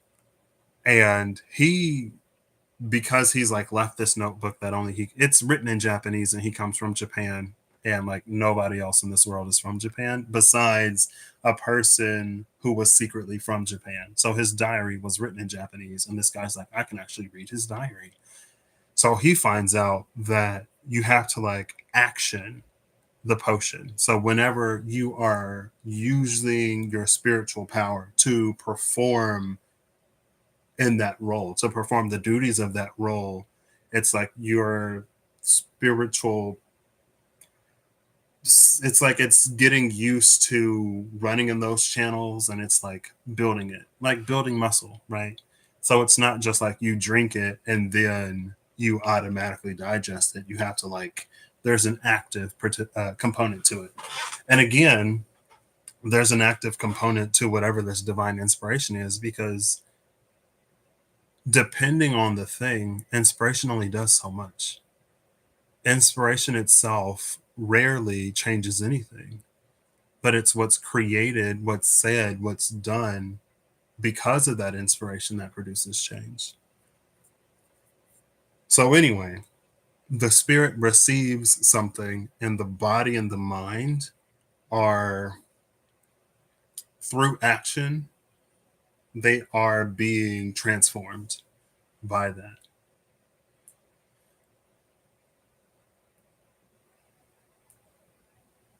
Um, sure. I don't know how I'm gonna do this. Do I want this? I mean, a body and a mind are gonna be, even what's received. Maybe that's it. Maybe I don't need cards. So if this resonates for you, I mean, if it resonates, just do what you're divinely inspired to do. I mean, I feel like that's pretty obvious, regardless. And if you've received divine inspiration, like there's nothing that I could pull. I mean, unless you're inspired to do something that you don't know what to do. You know, you see my dilemma here? It's like you would already know what you're inspired to do.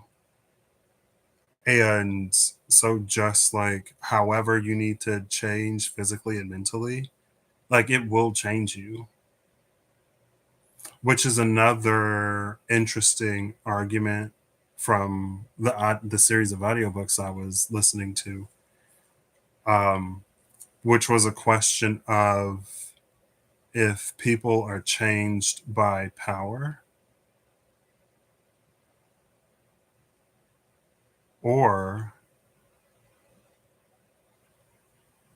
if power is changed by people.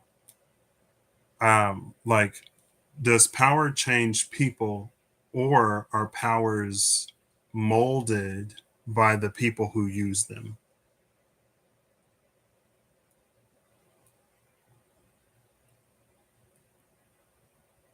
And the answer is kind of sort of both.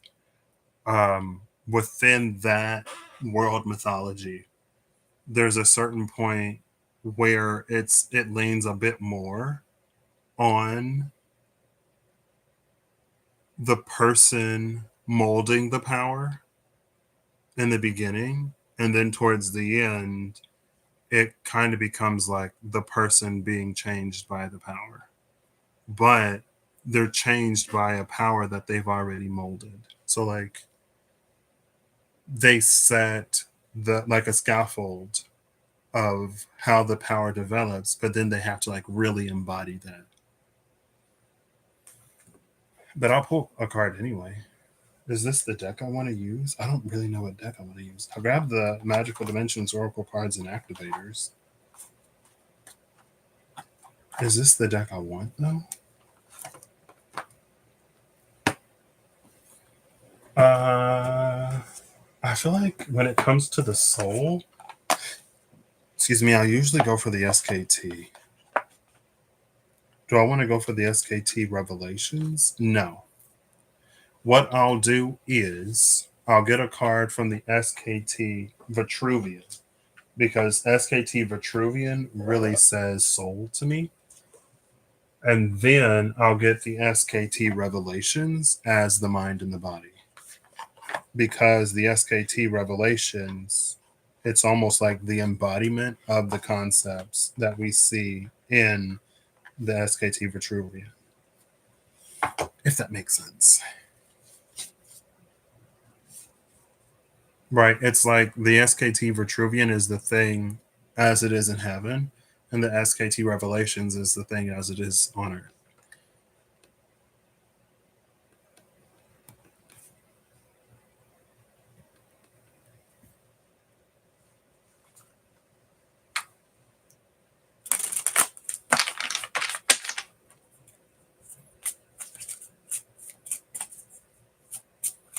All right. I want a clean flip or clean fall. Preferably like one card. Oop.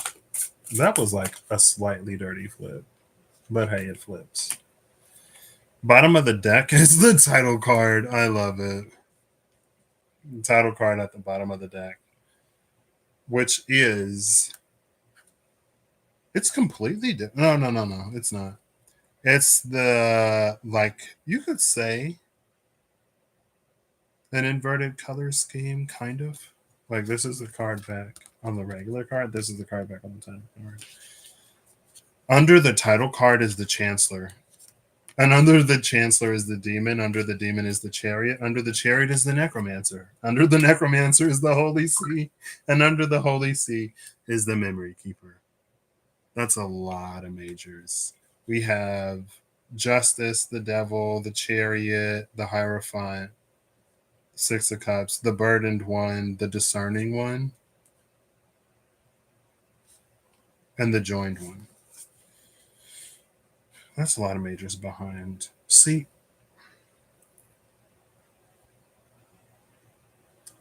oh, that's interesting.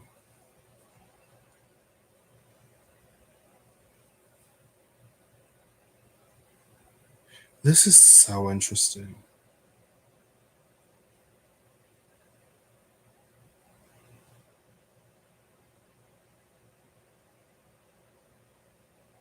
I mean, I kind of talked about that earlier.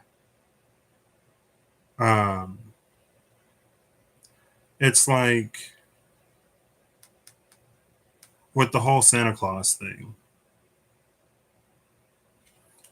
It's like the Holy See, the Necromancer, the Chariot, and the Demon, the Hierophant, the Hanged Man, the Chariot, and the Devil. This is all like how to get on the nice list energy, right? The Hierophant sets the rules. The moon is like the you could say it's the secrecy. It's the things that exist beyond the veil. The chariot is how we move, the actions that we take, and the alignment and posturing that we take according to the Hierophant to satiate some kind of like carnal desire or to escape a perceived bondage, to get presence, right? Your parents tell you like what good behavior is and what bad behavior is, and then you like And it's not even Santa Claus. It's not like Santa Claus sends out a memo that's like, hey, like, this is stuff that'll get you on the nice list. These are the things that get you on the naughty list. No, it's like adults who tell you, well, Santa, like, this is naughty, and Santa is going to say that it's naughty. So if you want to be nice, these are the things that you should do. And then Santa will give you presents, right? That's like the hangman. And then the moon is like Santa Claus, who delivers the presents, but as far as I know, isn't necessarily himself mandating, what behaviors are naughty or nice, right? And then the chariot is how the kids act. Okay, like, well, I'm going to be nice because I want presents. And then the devil is like what happens on Christmas Day, right? Now imagine the kid that did everything that they were supposed to do to be nice and they still got coal. You would see that double energy real quick. Like, how many movies do we see where it's like there's this one kid that thinks that they were nice or thought that they shouldn't have been on the naughty list, and now they're an adult and they're trying to kidnap Santa or they're trying to ruin Christmas forever because they didn't get presents. But with justice in the title card, this is the kid who's good for goodness sake. This is the person who's good for goodness sake. And so it's like when they're rewarded for that, that Hierophant energy like can't explain it. Because again, it's like Santa Claus isn't sending out like a memo or a mandate or an official list of whatever. It's like Santa himself isn't necessarily saying how he's evaluating behavior. And it's like adults assume. And their children abide by those, you could say, sort of imagined rules, hoping for the best, but not necessarily, maybe getting it, maybe not.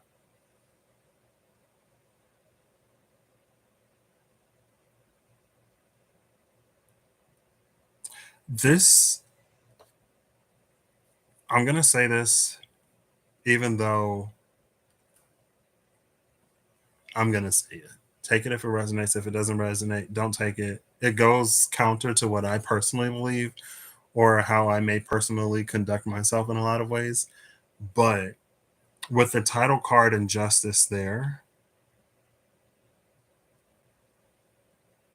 with this vessel being the one that was really far away from like all of the people trying to get the attention of the divine to become a vessel for all of the Katniss Everdeen's that are out there volunteering, but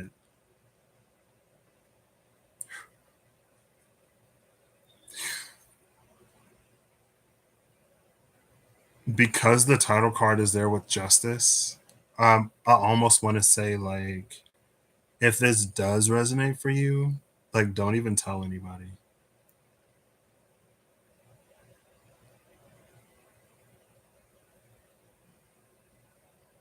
And it's because when Santa Claus is writing up the nice list, it's almost like it makes it even easier.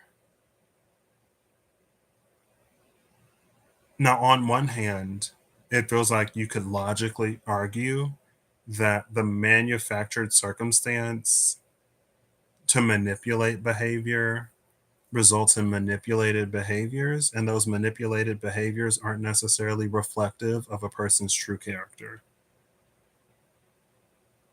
But on the other hand, for Santa Claus, it makes it easy to see who is like, it separates like the good from the great, you could say.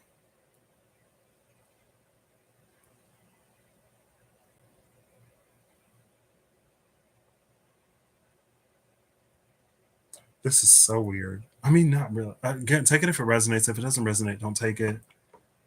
I'm not necessarily, I guess it depends on the context and situation. On its surface, it looked like, don't tell other people your plans. Don't tell other people, like, Again, like what your inspiration is leading you to, unless they're a part of it.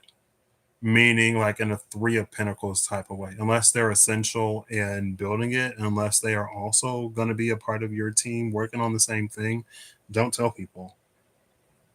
And when I got the don't tell people, the narrative that I hear a lot of times of like, don't tell other people because they're going to try to steal your idea, or don't tell other people because their doubt is going to make you unsuccessful, or like the whole destiny swapping thing. Again, it was like, that isn't necessarily the reason why you don't want to tell people. The reason why you don't want to tell people is because, at least for the moment, it's not yet time to um to drop the curtain. Like, the play is still on. The performance is still happening, right? Like, it's not Christmas yet. Like, maybe it's almost Christmas. And it's like, for the people who are being good just to get presents, it's not yet time for them to know that's not how you actually get presents. Like, you become the vessel of a certain truth. And again, the Four of Coins is here. So even if you're given the truth is still protected. The conservator is still conserving whatever.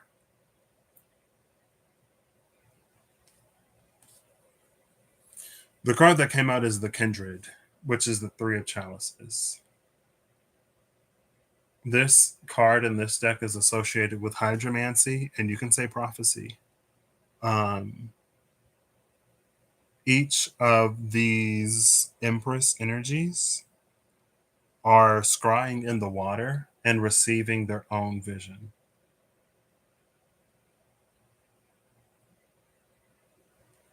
They are all uniquely, divinely inspired to do whatever it is that they are divinely inspired to do. And maybe that's a part of the whole, like, keeping the secret.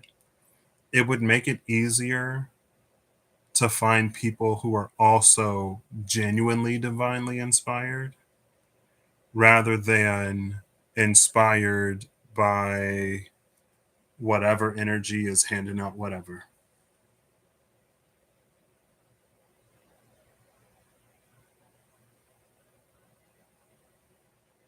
This brings to mind one of the I Chings. I think it's Dark in the Light, and it's probably I Ching number 36. It probably is I Ching number 36. And I only remember when I'm like gonna mention this I Ching. Last time I said I Ching 36 Dark in the Light, I was like, I don't think it's that one. And it was. Let's see. I Ching number 36, Darkening of the Light. The sun has descended down into the belly of the earth. It is a time of transitions. One will come to an end while another is ascending. Use the darkness to your advantage. Wait until the darkness has set in completely before you start the uprising. Use darkness to veil your light. Begin the resistance of light under the veil of darkness. Do not compel the change. Let the time of transition take place in due course. Do not draw attention to your light, but do not let that inner light extinguish. A push for change is in the air, but the time for change has not yet come. It's like that energy. It's like, while something else is happening up here and everyone is clamoring for whatever, the real play is happening like in the back, so that when it comes time for a major change, the systems are already in place. The players are already in their positions. The actors are already on their marks for when the scene shifts. And then, like, you catch like the whole thing all at once. It's like that kind of sort of sting operation. Like, you wait for them to gather so you can get them all. If you start to pick off individuals, they'll wisen up, and then they'll go into hiding or whatever. It's that kind of energy.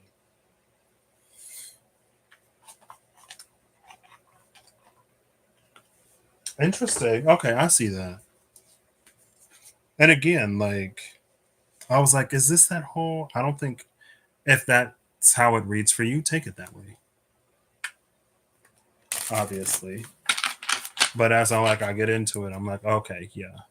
It's not one of those don't say anything because other people have the power to stop what the divine has put into motion for you. It's because the elves at the North Pole, and again, I don't know.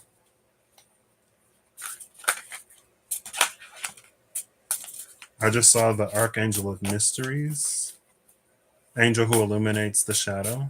But I'm looking for a significator. I'm not looking for a jumper. So I'm going to pull before and after the kindred to see how the mind and body are changing to handle this.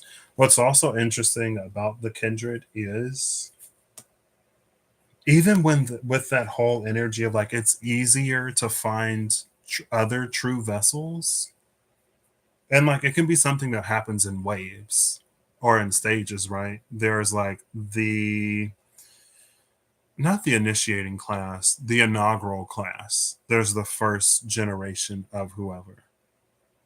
And it's like maybe it's important to have a really, really good start to make a really, really good first impression, or to come like to come through really, really strongly, especially in times of transition and turmoil.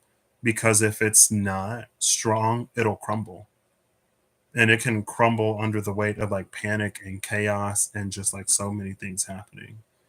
After you make a really, really strong first impression, then it's like you can ease up because now it's like the thing is firmly anchored and rooted and it'll be like firmly established. But yeah, it makes it easier to find the like. And it's the kindred again. Kindred souls, literally. This is the card that symbolizes the one in the soul, kindred souls. And I'm not surprised again, hummingbird is here. But this is true, like genuine hummingbird energy. This isn't like, again, it's the energy of people who are truly good, people on the nice list who are truly nice, not people who are nice for presents. And again, it's like you'll see real quick how folks change up when they don't get presents. It's like, what? I didn't get any presents? Well, I'm not going to be nice anymore. And it's like, okay, well, I guess you were never really nice, were you? If you're only nice because you think you're going to get presents, you're not nice.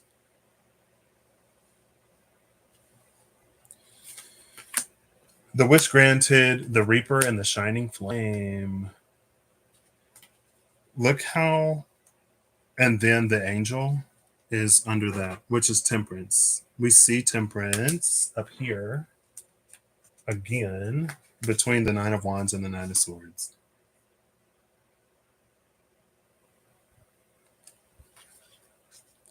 This nine of swords, that's the thing about good people too, though. Like sometimes it's hard for good people to be the bad guy, right? Like imagine finding something out or knowing something. Imagine like being in the know and being like a truly, genuinely like compassionate and kind person. It may not be easy to like withhold certain information. Even knowing that it's not time, even knowing that, like, for example, let's say that because of your journey or relationship with the divine, there are certain things that you notice and certain things that you know.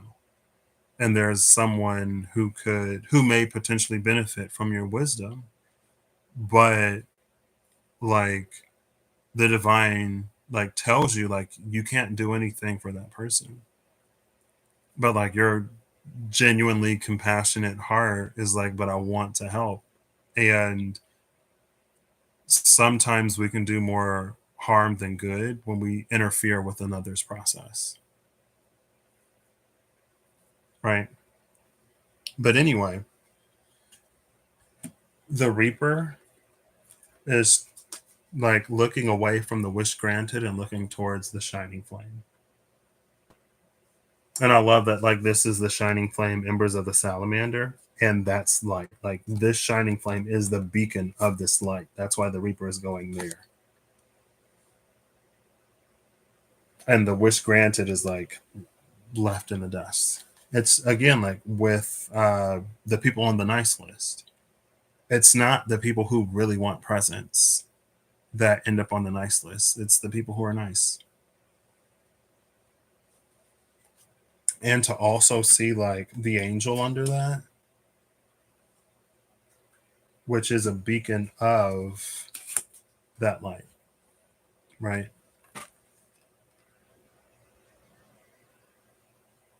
Also, divine inspiration, the vessel for this divine inspiration.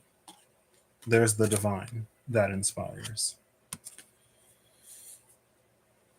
Or Santa Claus, we could say. That's Santa. And then the Herald of the Flame was under the angel. The tension in New World Order with the title card, the Keeper. Okay. I'm looking for the Kindred.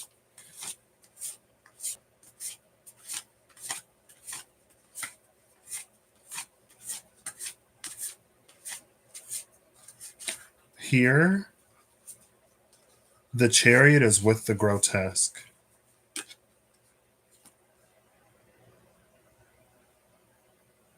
And again, we see the divine in the Revelations edition. You just see water in the other edition.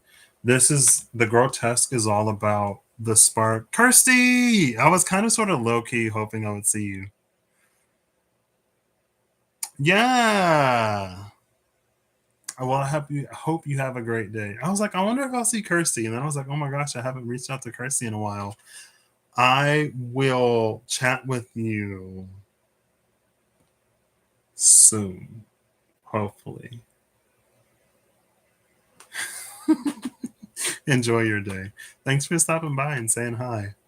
Um, the grotesque in this deck is the thing that makes someone special. It's the spark of the divine that lives within them. It's the uniqueness that we saw in that Nine of Wands.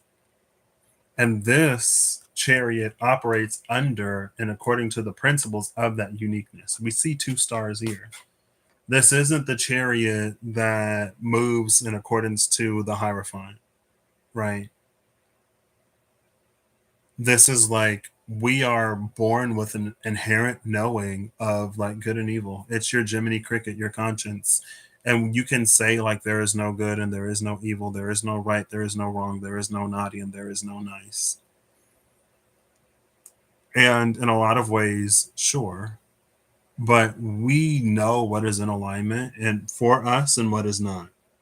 And we know when we are operating out of alignment. We know when we're operating out of our alignment, but in alignment with another system. And it can be really easy to adapt one's beliefs to the system that lets them get away with the most. But for you within yourself, like you know. And that's what causes a lot of people like, you know, we think we're being nice, but we still end up on the naughty list. And we're like, what? This person is nice. This person is good for goodness sake because they have goodness in their hearts and in their souls. And they don't need a song or a parent to tell them what Santa thinks is good. Cool. But again, apparently it's a secret or whatever. It's like, don't say nothing. It's not yet time. All will be revealed soon enough. But again, it's like it's to be ready. There are certain things when it operate again, like if there's an operation that operates on such a huge scale, you need if the revealing, like if justice were to be called down in a certain type of way, and if there's like a huge impact, then like people would be majorly affected. And in the space of that major disruption, again, there can be more chaos and it leaves an opening for an equally bad or worse power to come in and to play the hero or the savior. but it's like it's all a part of the setup. The energy of it. It's all a part of the setup. When the problem is revealed, so too will the solution be.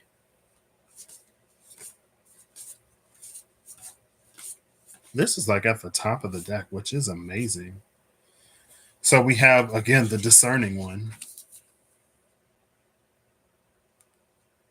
And this is the card of the mind. So I love the discerning one. Then we have the kindred. And then we have the golden shield in the body. Before the discerning one is the initiate. And then after the golden shield is the captor. I mean, it's like that's what would happen. If you speak now, that's what would happen. And maybe that's another thing too, right? Especially when it comes to major realizations and major revelations. It's almost like, let's say, your typical movie or your typical piece of your typical piece of media where the villain positions themselves as the hero and they manipulate history and the minds of people. And it's like, it's their whole thing. So if you were to come and reveal the truth before the mask of the hero slips, people wouldn't believe it. And then they could like spin the story in a way that keeps them, that plays to the narrative that they've been spreading the whole time. So it's like sometimes you have to wait for the hero to reveal the fact that they're actually the villain. Like they are truly villainous because a real hero would, like a nice person, wouldn't do naughty things. And it doesn't matter if they get presents or not. And you can be like, well, I only acted that way because I didn't get presents and blah, blah, blah, whatever. But like, really, I'm nice. I'm nice. And it's like, if you were really nice, you wouldn't have done this and you wouldn't have done that. It's like they're building up their own case against them. So again, that's why it's like, be patient, let it play out, don't reveal whatever yet. It is not yet the time. Anyway, that was really close to the top of the deck. Top of the deck is more conscious, bottom of the deck is more subconscious. And even here, you can see in the Vitruvian edition, all you see is this bird in the water. But in the Revelation, even in the moon, in the Revelations edition, like this thing is written and you can see, it's almost like you can see now what they saw then. But here you don't see it. They kept it to themselves.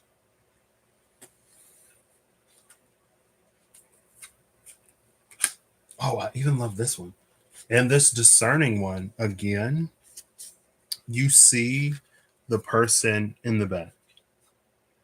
And then behind them, you can see like the dragon, which was like the angel, right? The angel was the divine behind that divine inspiration.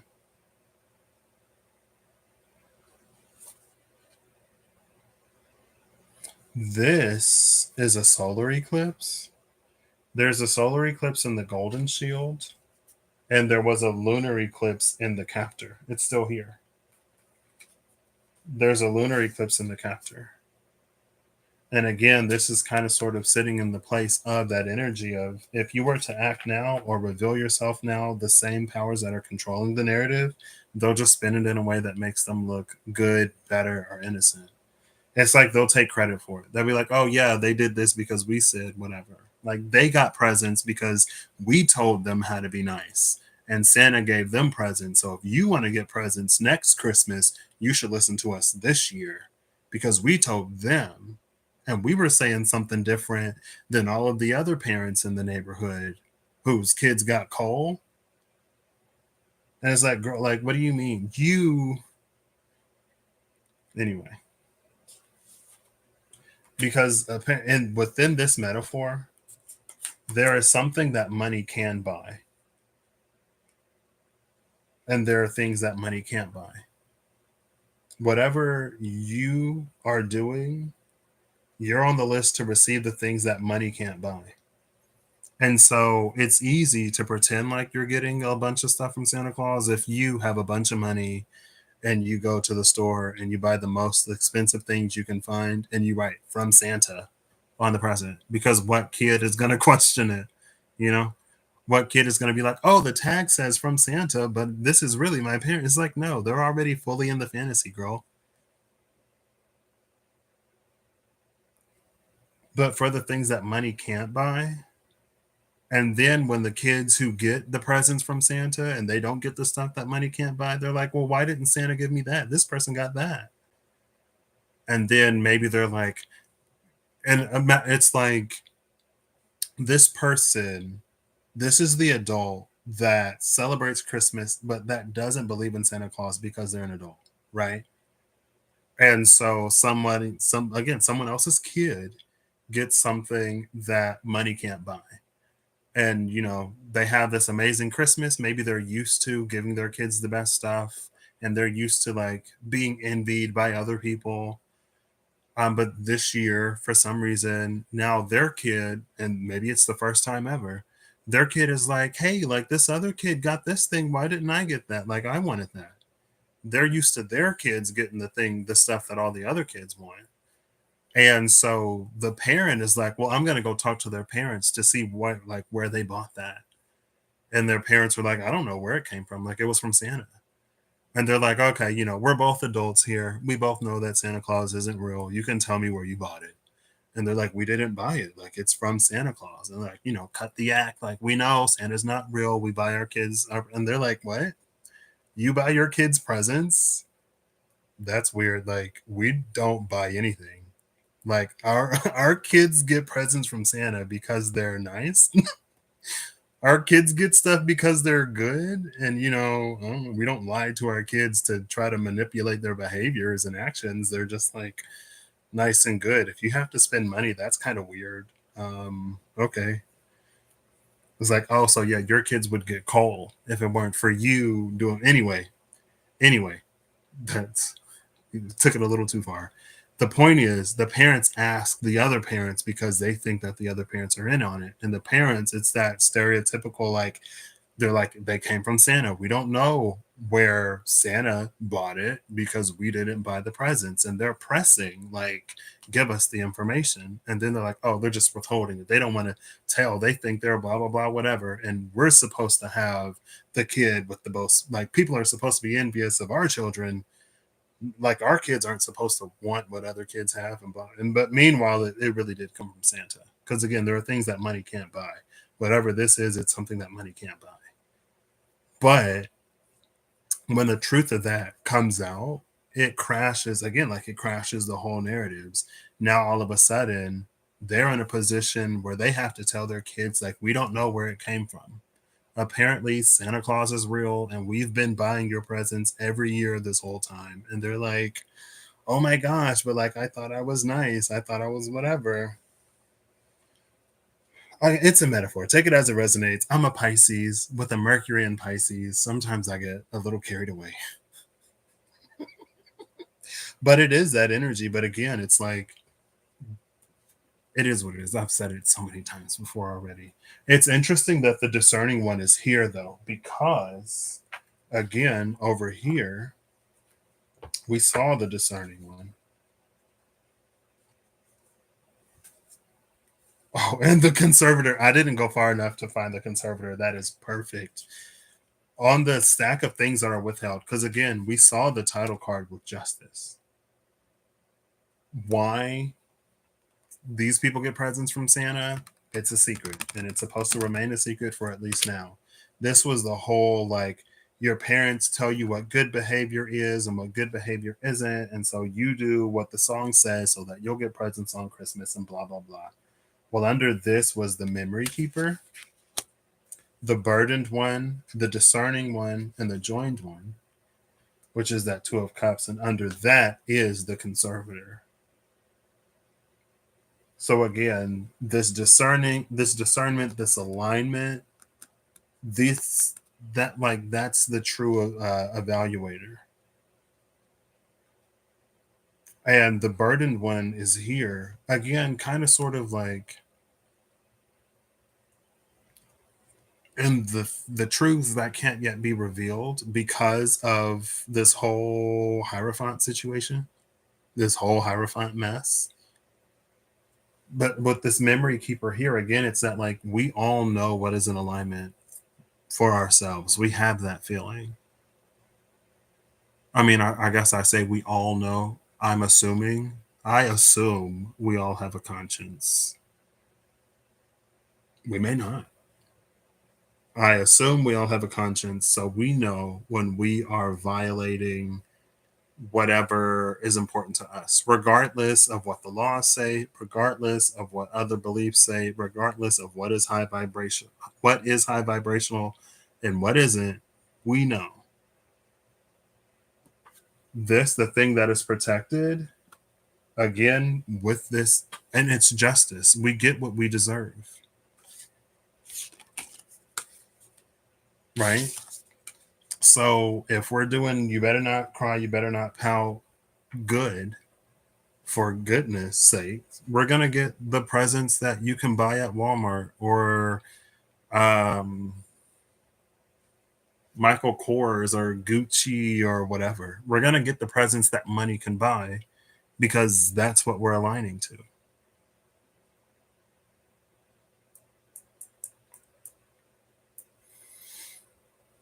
And again, because the world is the boon, to save the world or to bring a destroyed world back to life, there's a point and a purpose behind that. Anyway, we saw the discerning one there.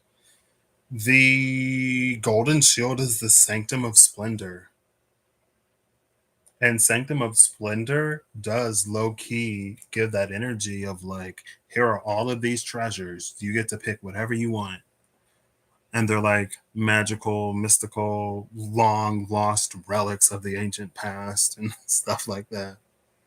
And you're like, I don't know, like you were good too. Didn't you get an invitation to the Sanctum of Splendor? Like, why did you go to the Sanctum of Splendor and get the thing that you could have bought at like anywhere?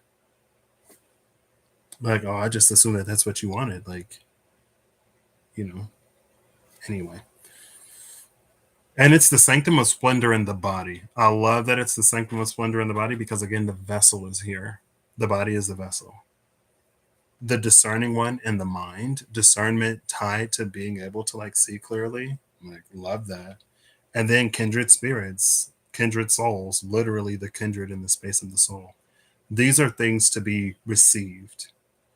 So, to receive kindred spirits, to receive the discerning one in the, and when I was looking at this the diamond gold third eye and the warrior with like the offering and the animal,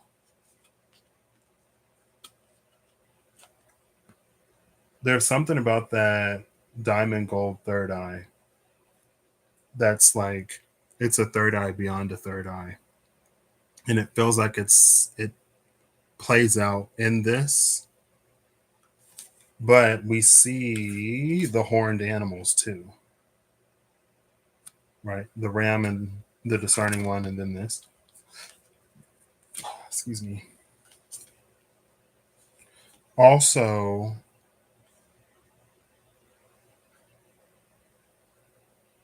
the offering isn't necessarily what we think it is. I was listening to something recently. Maybe that audiobook series, maybe not. I don't remember. But someone was communing with gods and they were talking about like offerings and prayers. And the person had done something that people didn't do. The person, like, I'm pretty sure this was the audiobook series. Like, and this person is the only person in this universe that treats the gods like they're anybody else because they come from a universe where interaction with the gods is different. You don't see gods just manifesting every other day, and like feeling the power of their aura like wash over you as they are physically incarnate before you. And so he was like, he didn't believe in gods. And it was, and the thing about that story too is, I don't know if it was, okay, it doesn't matter. I feel like I'm getting too lost in it. The person interacts with gods in a different way, and a large part of it is because of their different experience, right?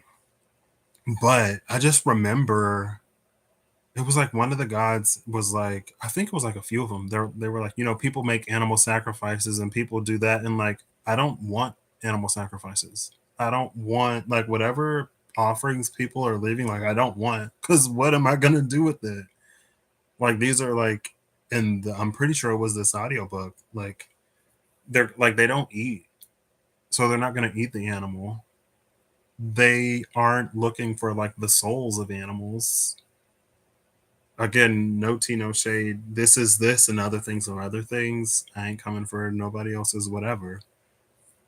But like, most people leave offerings for these gods that like the gods don't even want, that the gods aren't asking for. Now the Hierophant, the parent, the you better not pout, you better not cry, you better not shout. I'm telling you why. They'll tell you, you got to make this offering at this time, and it has to be this and like this and blah blah blah whatever, because that's what they like. Meanwhile, like the gods are like, we didn't ask for any of this. They're like, we don't want that. We don't want it. But this offering, so it's interesting that the offering in the end, but again, this is what triggered the memory of the thing. Whatever this Ace of Wands offers,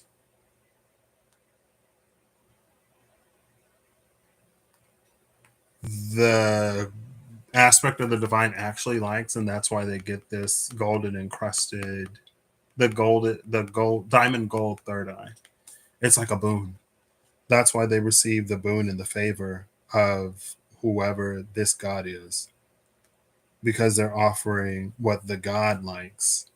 And a lot of times, what they offer is like acts of service.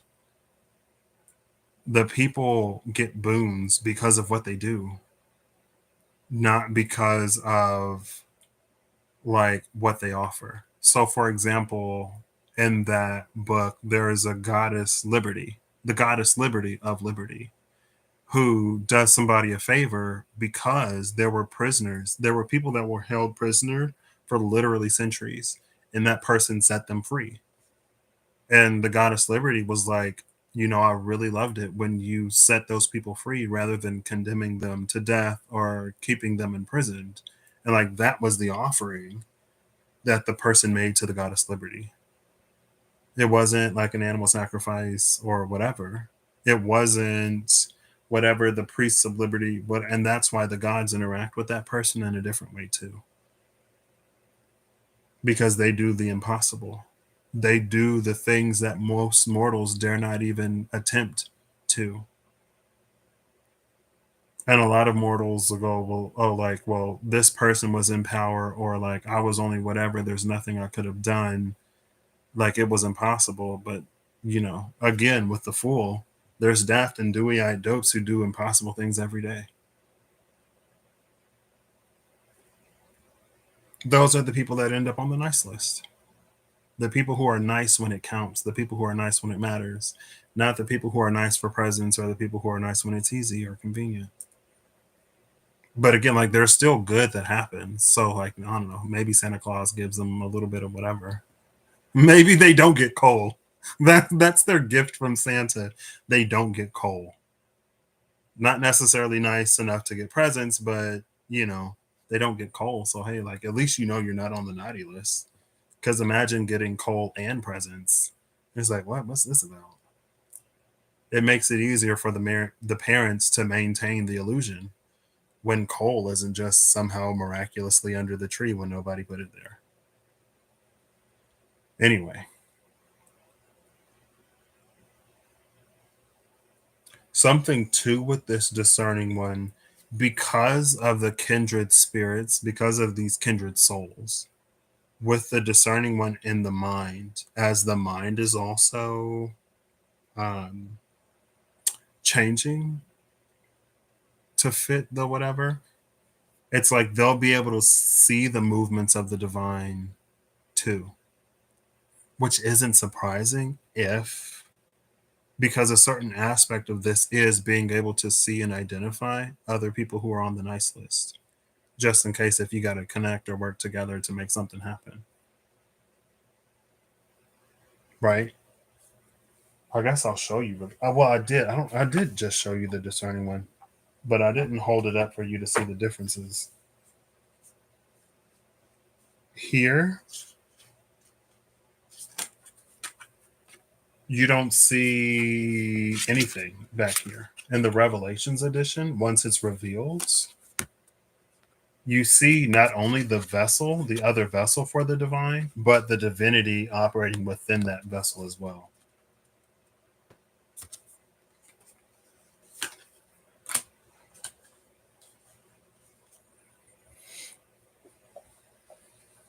Cool.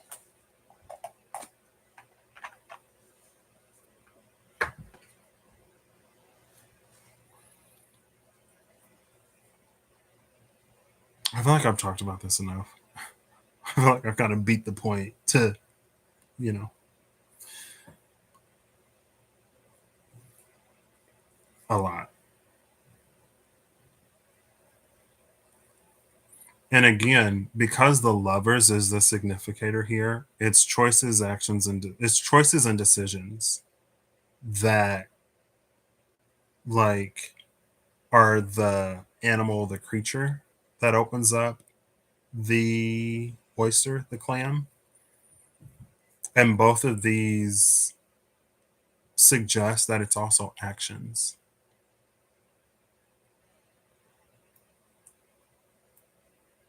The stone is the vessel.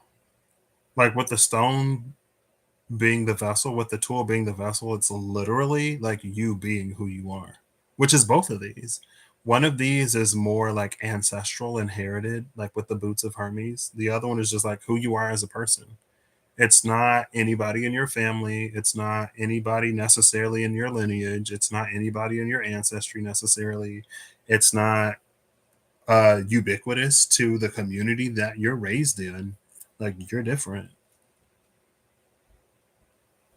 You could be the person that brings a certain gift, skill, ability, divine attention, and favor to your line. You could be the progenitor of that gift within your ancestral line.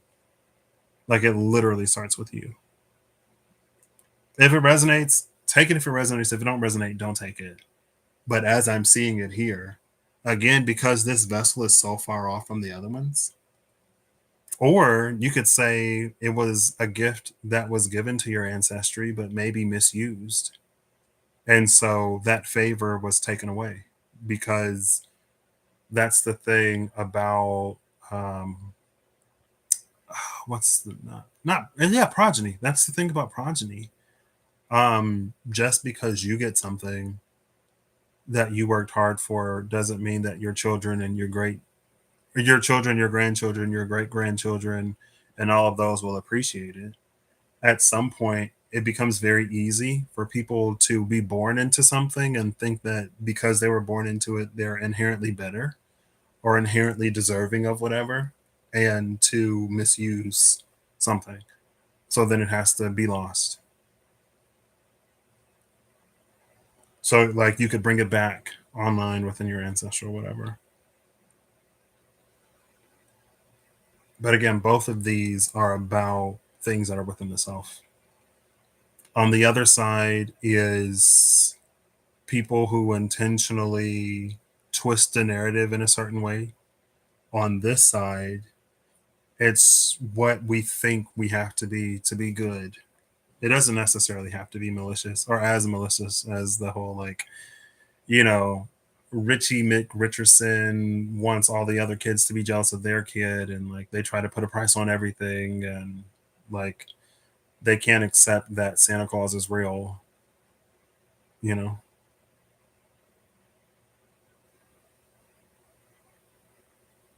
But hey, that's the energy.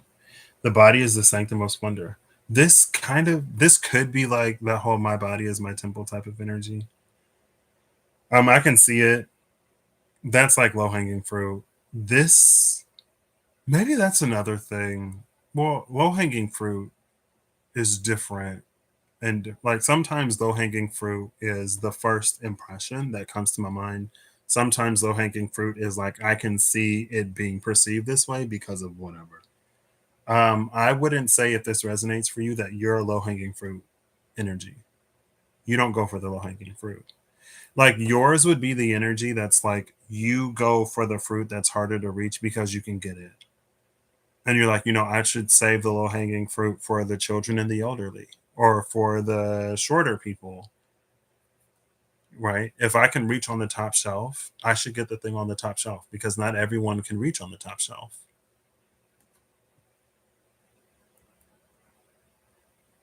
right? Anyway,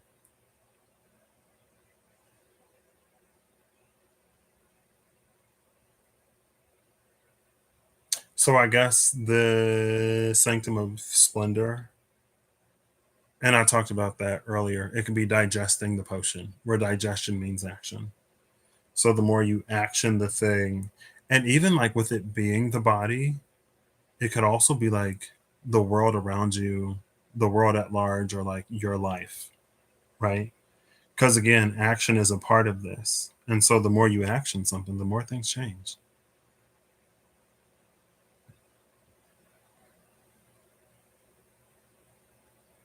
This energy came out recently, recently, maybe within the past few months. Um, I remember it was on the right side. I don't remember the cards that I pulled out, but it's like you are the type of like your energy, like this hummingbird, like you naturally align with the divine through just like who you are naturally. And so because of that, the divine works with you through you and like blesses you accordingly. Again, it's nothing that you have to be told to do. You're not like you're on the nice list. You're good for goodness sake. And good for goodness sake, nice doesn't necessarily mean perfect, obviously. We're all human. But I think it's fine. Like the cards say it, and plus, I may not even know. Shoot, you know what I mean? This could not resonate for me. I'm just the person giving it to you. I don't always delude myself into thinking that everything I read is about me. I think some people would probably say that it doesn't matter what people say, but I could see some people saying that like I may read something and think it isn't about me and it's clearly and obviously about me. Um, as critical or whatever as I would be with anybody that I'm reading for, I'm like that with myself, right? How can I expect myself to grow if I don't also like look at myself honestly or as honestly as I can? But if I'm not critical with myself, right? But I'm not that type of person. So.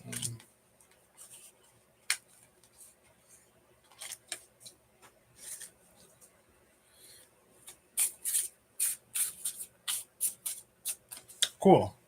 What's timestamp final cards? I feel like I've read that one to life.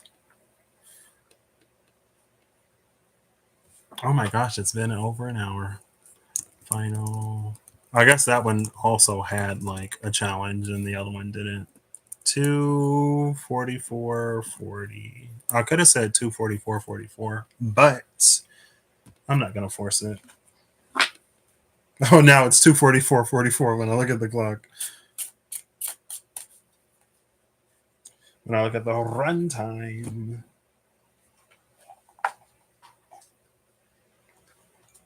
That's so interesting to me.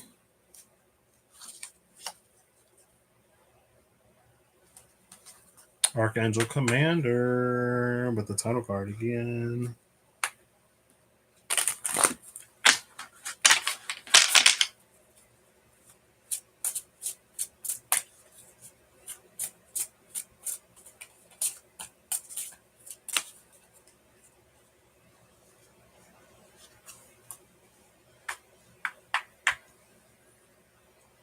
The Rogue and the Necromancer.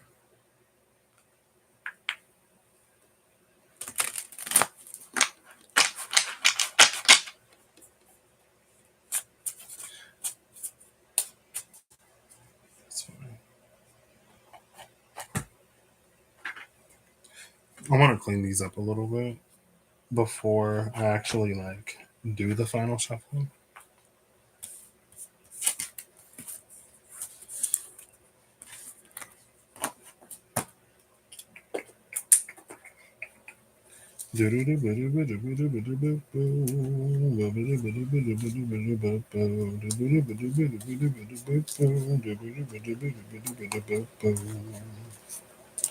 What they call them? Bad actors. Y'all remember that? I mean, maybe y'all don't. Right. Like, oh, they were bad actors. They were bad actors. It was just bad actors. They were worse actors. You know, there's bad actors and then there's worse actors. And sometimes the bad actors, I mean, they're kind of victims, kind of, sort of. It's like if you're going to betray somebody else, but they betray you first, are you really a victim? Because, like, you were going to do the same thing to the other person. They just beat you to it. So, like, yeah, you're a victim because it happened to you, but also, like, you were going to do the exact same thing. So, but, you know, sometimes the bad actors can look, uh, try to come off like good actors, question mark? Because the worst actors reveal their cards first.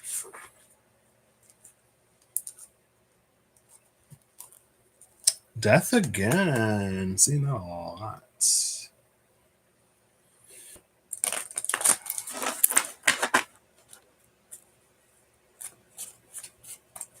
I don't know. That's fine.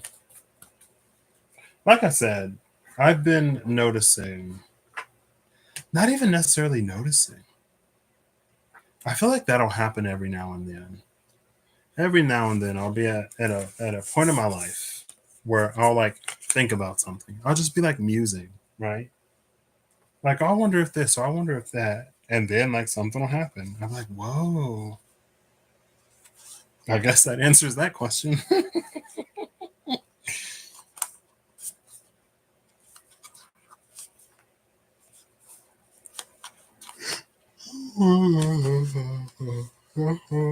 Excuse me.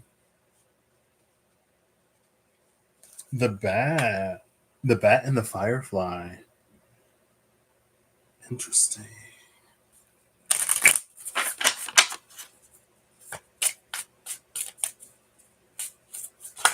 Oop.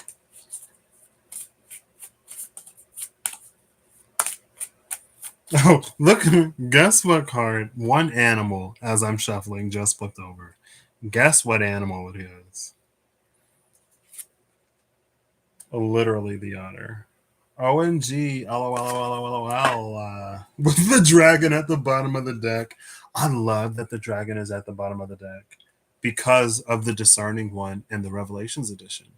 We saw the person in the background or the dragon behind that. The person in the background was the otter. Behind the otter is the dragon. And a lot of times, otter is like playful, it's lighthearted, it's that good energy, it's like super like chill or whatever. That otter is a whole gosh darn dragon. You know what I mean? And then the buffalo. You've heard of white buffalo calf woman? Well, that's the otter dragon man. But again, I'm not getting final cards yet. I am just getting all the cards together and shuffled before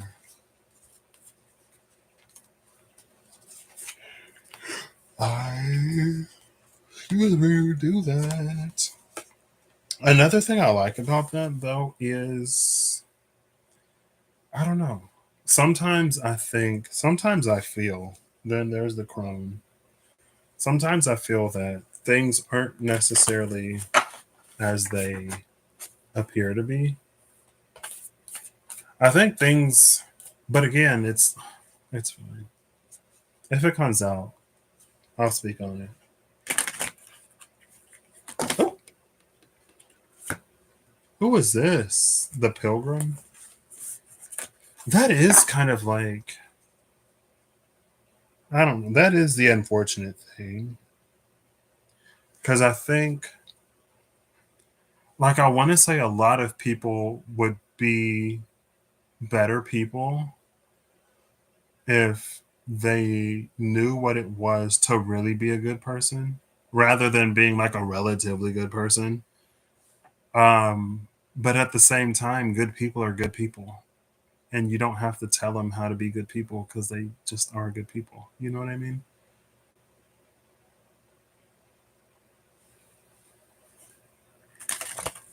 But environment, circumstances, situations, they do matter.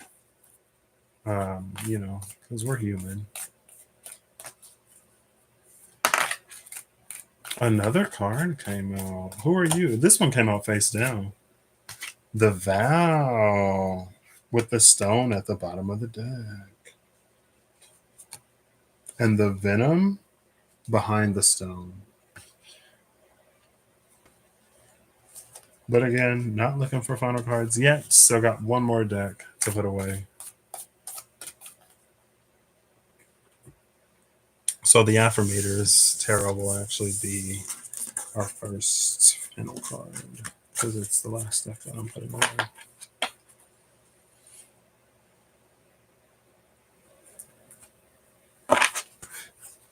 Excuse me.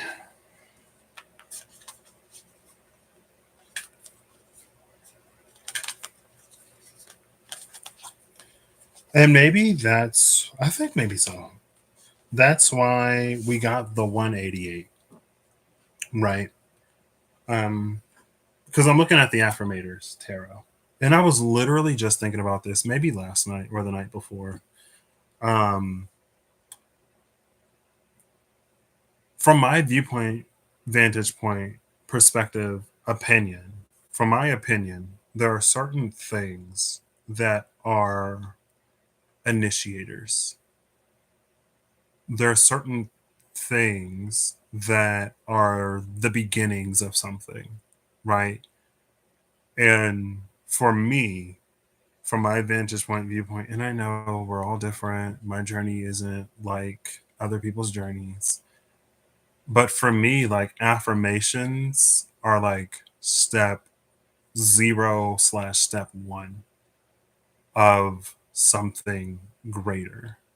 Like an affirmation is really nice when we're in a place of transition and we're going from like one mindset to another mindset. We say these affirmations to like rewire our brains and form new neural pathways to open ourselves up to different potentialities and truths, right? But they're like, again, from my viewpoint and vantage point, they're not the means to an end, they're simply a beginning. So like after we say the affirmations, once they start to like really sink in, there are other things that should begin like changing. And so it was like just that thought of like, like because there was a whole thing. I feel like I talked about this with somebody recently. I don't remember who. There's a whole thing. And again, in the beginning, it was affirmations to expand the mind and to open the eyes to see greater truths.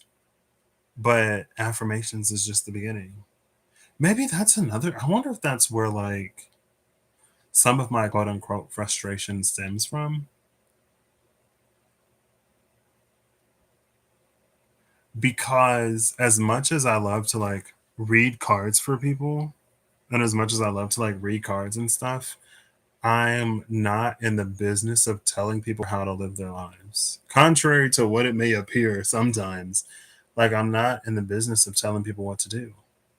And I'm a firm believer in like whatever you need to know, you will know. The divine will tell you. You don't need anyone to tell you anything. Confirmation and validation are always nice.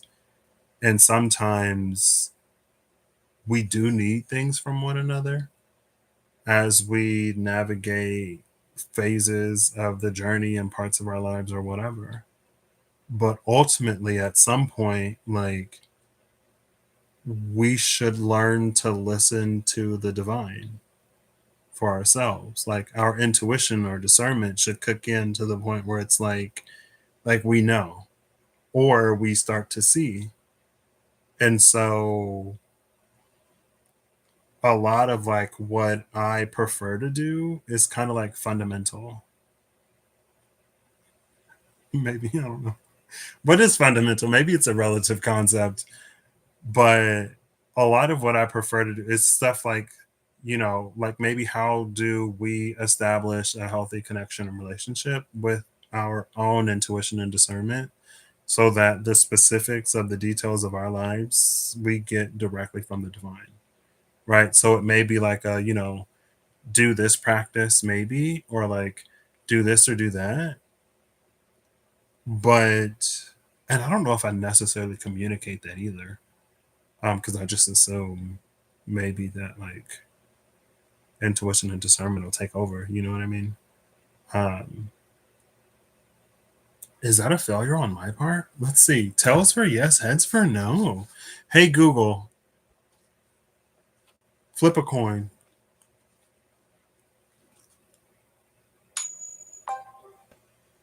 Heads, no. Okay, all right. It's not a failure on my part. Thank you, random Google coin flip. Um, yeah, like it's just the beginning, and like that's the kind of the five into the six for me.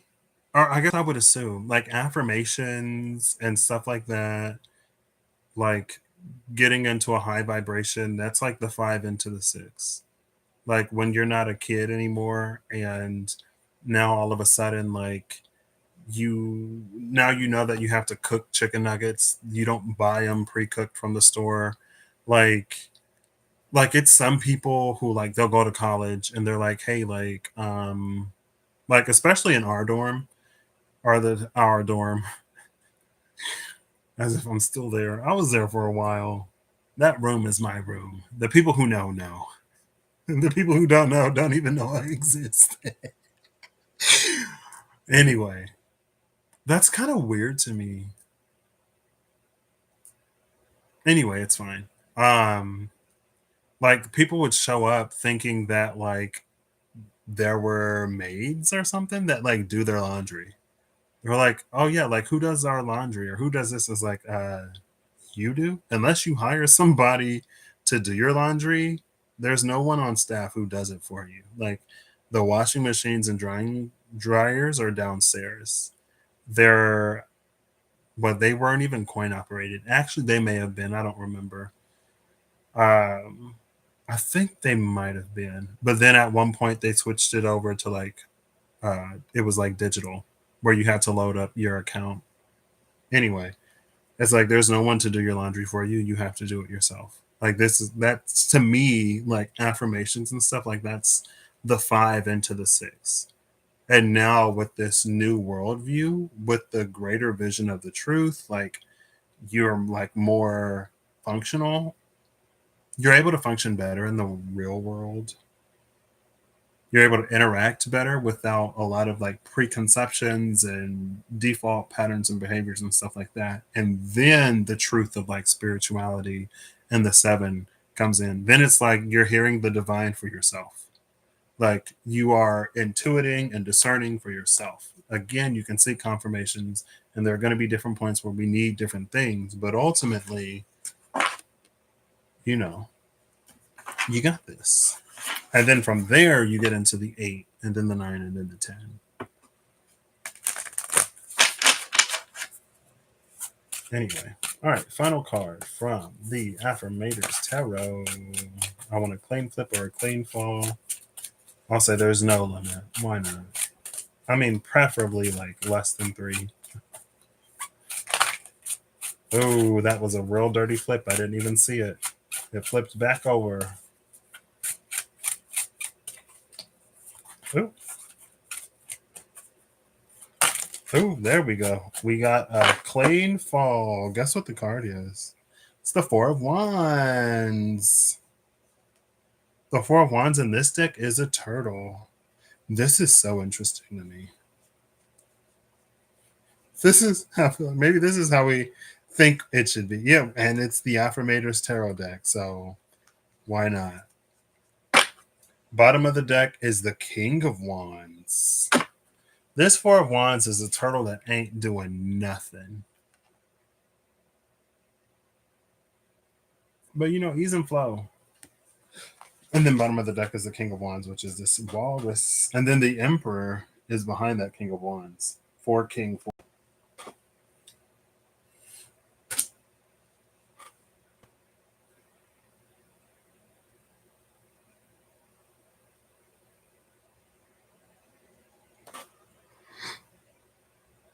This 4 of Wands is in a sort of divine alignment, but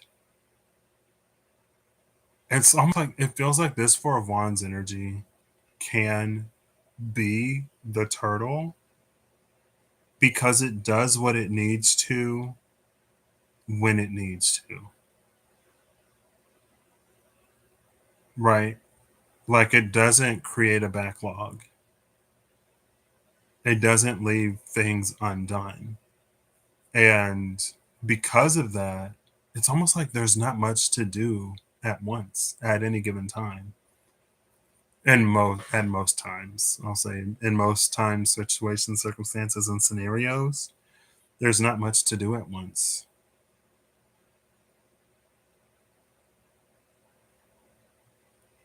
It's like that stitch in time saves 9 energy. So it makes the stitch when it needs to, rather than like having to make 81 stitches for the one stitch that became 9, and then the 9 that subsequently came from that 1. So the 9 became 81.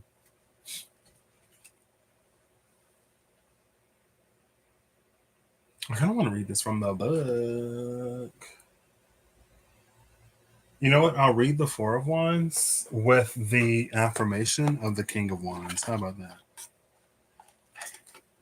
that? I'll read the affirmation for the King of Wands first. The affirmation for the King of Wands: I take control of my world and passionately drive towards a brighter future, but like in a tour bus so everyone can come. Love that energy for what this is.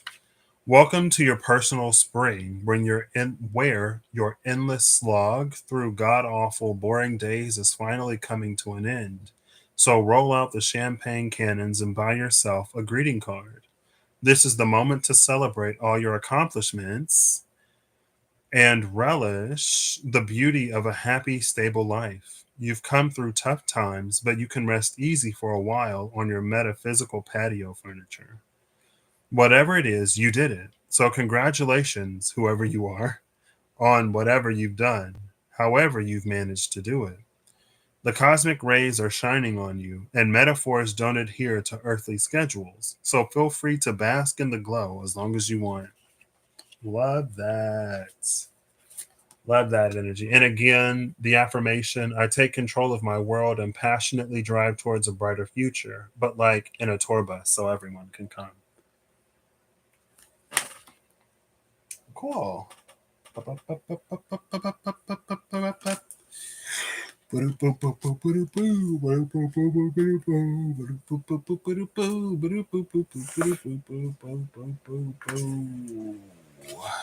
been 3 hours. Oh my gosh. I'm glad I did my Duolingo before I went live. Something was like, I was like, I'm not going to be live past midnight. Something was like, I should just do it just in case. Just in case. Why am I so surprised that it's been 3 hours? I don't know. Maybe because Stone 1 was so quick.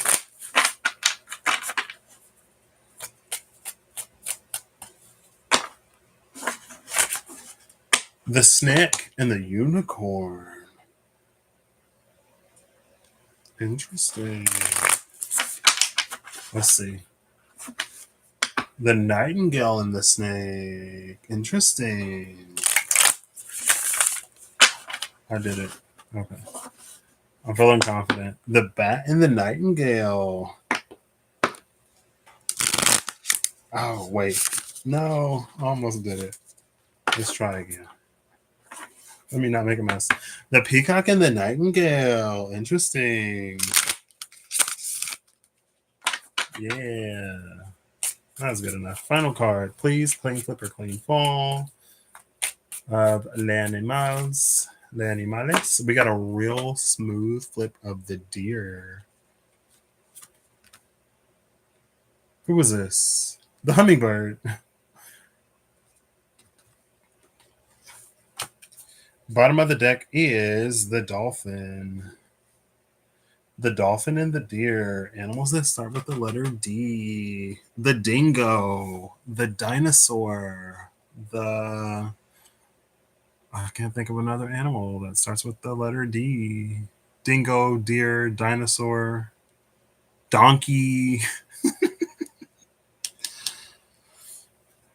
I think it was actually Kirsty. Kirsty, were you the one that like, yeah, you said it. I think you were the one that told me about how like donkeys aren't like built for like carrying people and that like that really wrecks them. Were you the one that was like did something for donkeys? And I was like, oh my gosh, I didn't even know because people like ride them up and down the mountains or whatever. Um, and then you said donkey, so I'm like, maybe it was you. The deer. I feel like the deer is just like watching and waiting.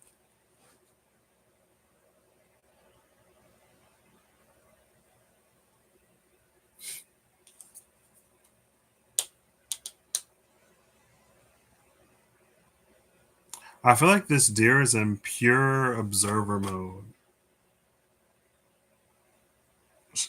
Take it as it resonates, I guess. Is the deer saying anything to you? Because deer ain't saying nothing to me. Deer is just like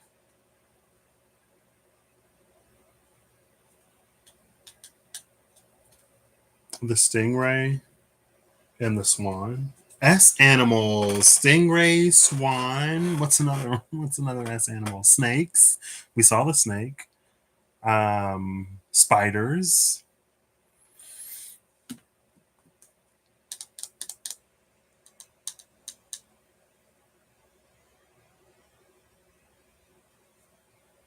The cheetah. Honestly, a lot of the animals. I kind of struggle with animals a little bit. I guess one thing that's interesting about deer is that I have a friend who is like terrified. Well, terrified may be a strong word. I have a friend that doesn't like deer, but they love her yard. And it's interesting because I feel like a lot of people would love to be popular with deer because of what it says, because of like what we assume it says about us. If a deer feels comfortable approaching us, you know what I mean? And she's like, I wish they would stay out of my yard. Now, that could be low hanging fruit for the whole like good for goodness sake. Like, people who end up on the nice list aren't nice for presents. And so, like, they'd be like, well, I'm also like within the community, there's a program in June that recognizes men in the community and a program in May that recognizes women. And there are several people who will be like, I don't do what I do in the community to be recognized. Like, I don't do any of this for recognition. There's a fair number of them that don't like attention. And they'll be like, I didn't really want to accept this because I didn't want to be put on the spot. I'm not necessarily saying it's like that energy in particular. I'm just like, what does deer mean to me? And I'm thinking about my friend that does not like deer, but they love her and they love being in her yard. I actually went to go visit her one day and I saw a deer. She was like, "You see that down there?" Now, I've visited her a few times and they've popped up a few times, but I only saw them like one day. Um,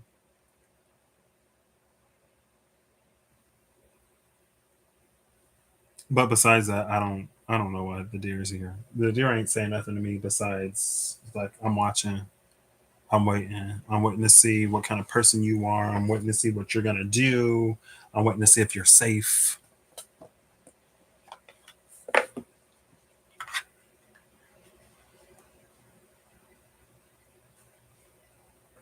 I'll just leave it at that. I will just leave it at that.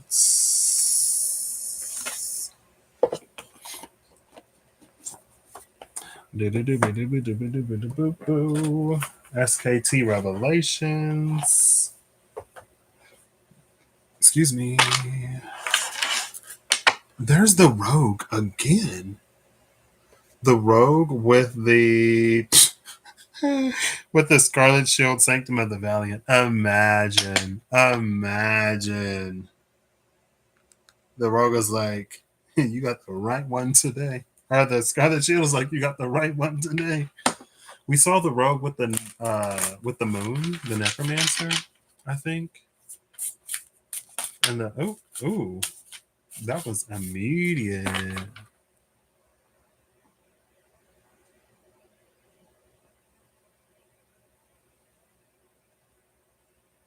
Oh, okay. I was like, I think that was you that was telling me about donkeys. I was like, I had no clue.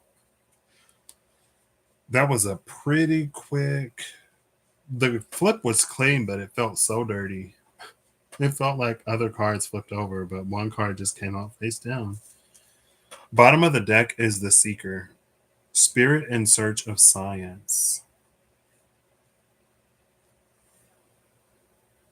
We see one of the mystical roses has bloomed.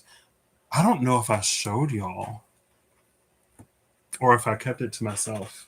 When I was in London, on my walk one day, I noticed some flowers that had bloomed, and it reminded me of this card. This would have been back in April, question mark. Oh, it was after this. It may have actually been May. Because it was like not too long before I left. So yeah, probably in May. How far back did I go? This is wrong. Okay, here we go. Oh my gosh, this is January. Okay, here it is. Oh, goodness. Oh, I don't think I took a picture of the other ones. There was like this one that had blossoms, and then there were other ones. I was like, whoa.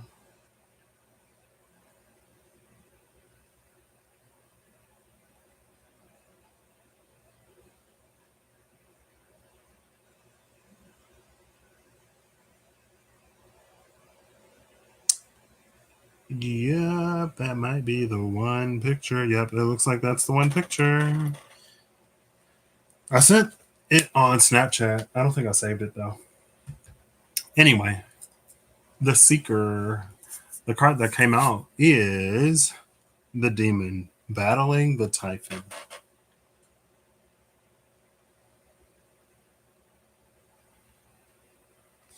This is an interesting combination of cards. Bottom are under the Seeker is the Grotesque,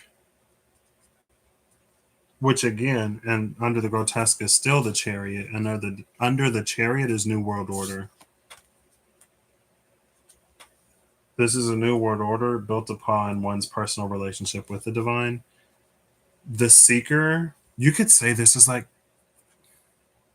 karmic. Oh, I almost want to say karmic traps, but not necessarily. This demon is here lurking for those who seek. Some who seek will find the demon. Um,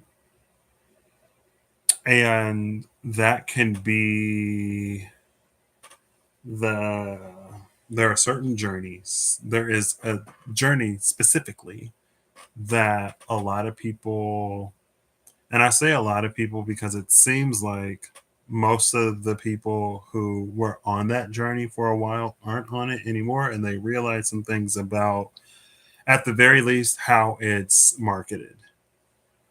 Um, you know, the Two of Wands journey, we'll say.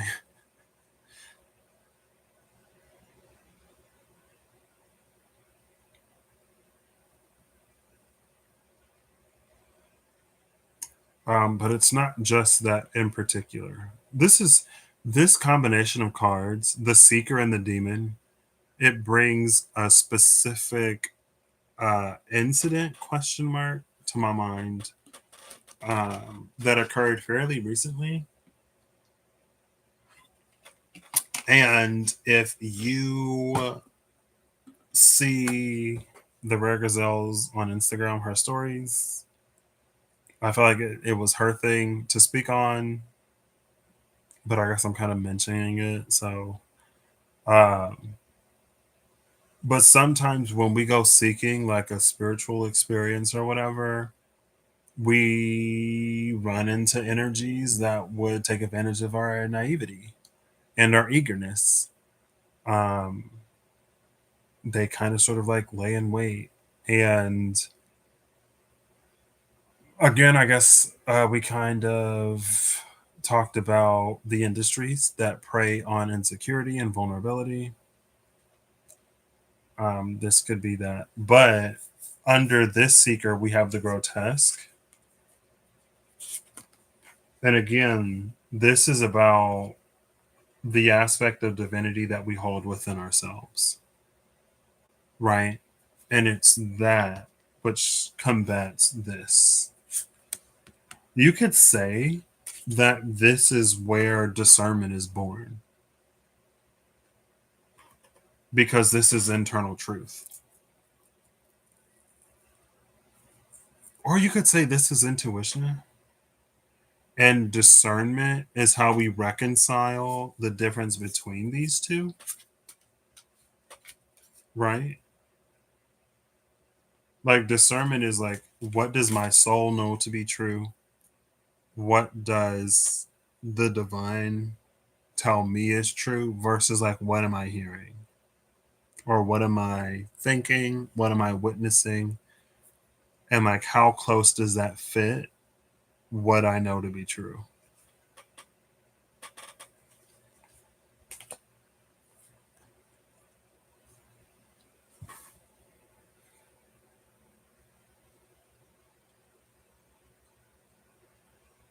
I almost want to look up the Typhon.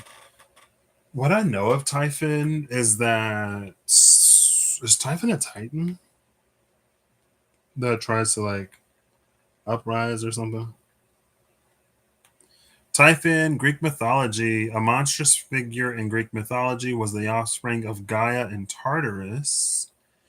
Descriptions vary, but he is consistently depicted as immensely powerful and terrifying. He is often described as having 100 dragon heads, fiery eyes, a massive winged body, and hands that stretched east and west.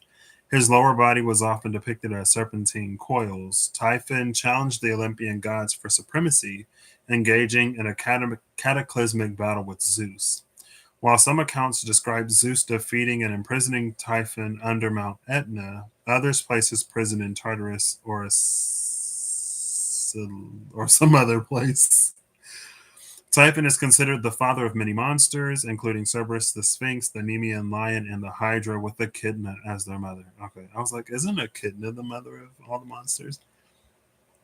He is also associated with destructive natural forces like volcanic eruptions and typhoons. Volcanic eruptions because he was imprisoned under Mount Etna. Cool, the father of many monsters, the one who challenged Zeus for supremacy. And again, well, that kind of with the boon of the devil that we saw, that was like, someone comes into the party, comes into massive power and wealth, but they gain new flaws. Um, why did I go back to that? Something maybe about challenging Zeus. Oh, because it's the father of many monsters.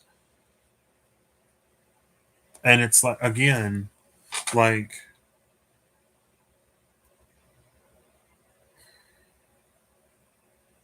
there are some things, like, if something isn't for us, even if the path itself isn't necessarily harmful, it can be to us if it's not for us. When we try to force ourselves to fit a certain mold, not only do we take on limitations that are not our own, but it's like there's just things that don't apply to us that like we wouldn't have to worry about. And some of those monsters could be like pressures of fitting into something, into a box that we're not meant for. So maybe there are ways that we have to like amputate in order to fit into the box, or maybe there are ways that we try to like grow that aren't natural to us to fit into a certain mold, like intentionally or not.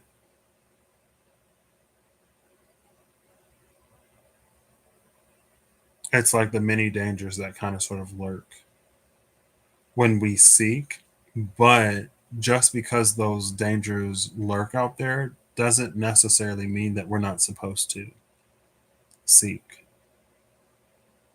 Again, we just use our discernment and our intuition. Intuition guide us, discernment protect us, and the divine provide.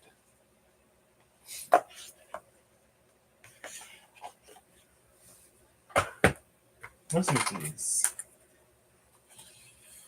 Oof, that third hour is starting to hit. I'm supposed to be going to bed tonight.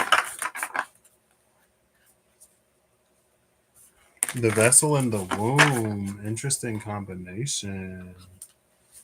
Oof, the womb and the sustainer. Okay. I thought it was the destroyer for a second. The shapeshifter and the sustainer. All right. Final card. Clean flip or clean fall, please. Oh, that was immediate. And it's another card we've been seeing quite a bit lately.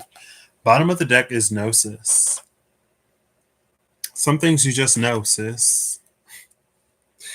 And you ain't got to try to explain. I mean, explanations are helpful. The card that came out is number 72, Agape. We've been seeing Agape a lot. Oh, behind Gnosis is Anima Mundi. Wow. Agape, Gnosis, and Anima Mundi. Under Anima Mundi is the Storm. Am I going to read this? I mean, I haven't read any of the other books. So, no.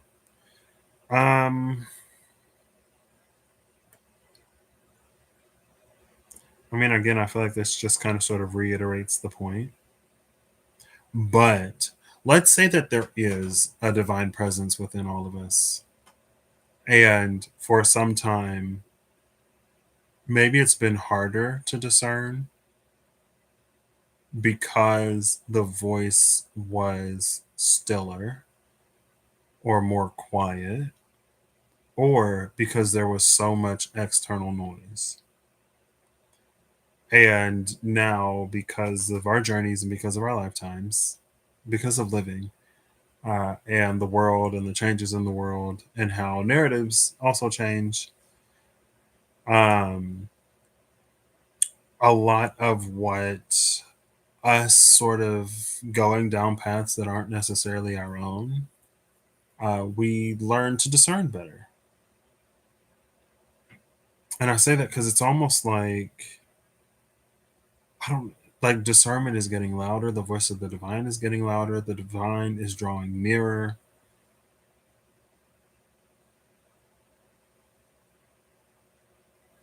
And like, I don't know, it causes some kind of internal change and probably external as well,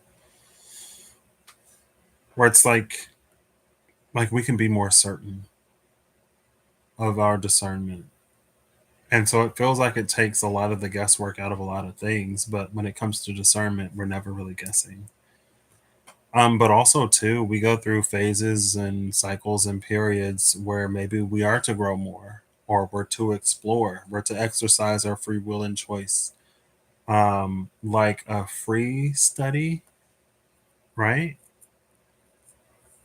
Like where we choose what we study or how we grow or what we do next. And then after we make a choice, then like the guidance comes.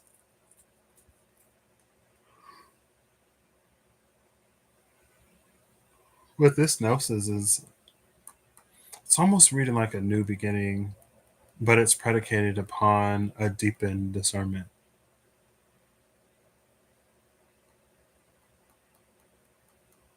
or an ability. It's more clarity.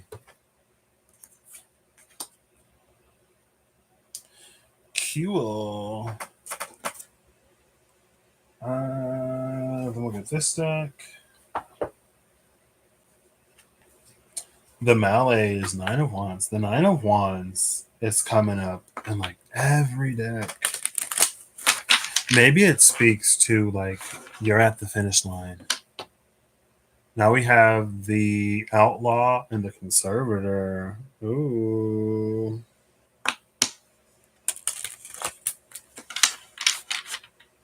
Maybe with the Outlaw and the Conservator, that's kind of like, again, with the whole Santa Claus thing.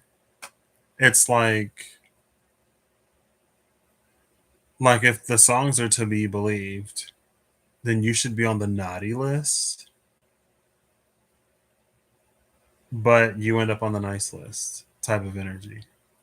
But again, like that's the vessel that stood apart from the crowd.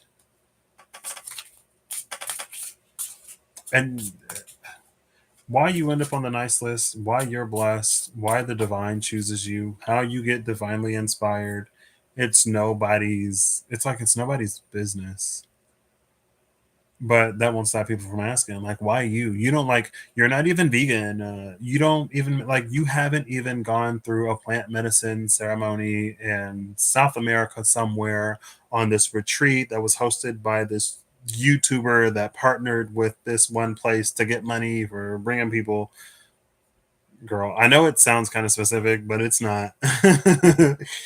It's like you didn't even do all this. Like you're not even doing like the 12 steps or whatever. So like why are you on the nice list? Like I should be on the nice list because I did all the things to be nice on the nice list. Um Now the blind seer is at the bottom. Okay, like that's what it feels like, that outlaw sort of energy is kind of sort of given. But that's why we kept seeing the grotesque, the Five of Cups. Um with this gnosis and that knowing, with walking one's own path versus the paths that we can kind of sort of stumble onto when we're seeking and when we're new. The warrior, bottom of the deck, is the stronghold of the grail, which is the Page of Cups, herald of the purifying. Herald of the purifying and master of the mystic light. The warrior is the sun in this deck. The happiest card in the deck is the one carrying the sword that is primed and ready with a smile on her face. Like there's no malice in the things that she obliterates.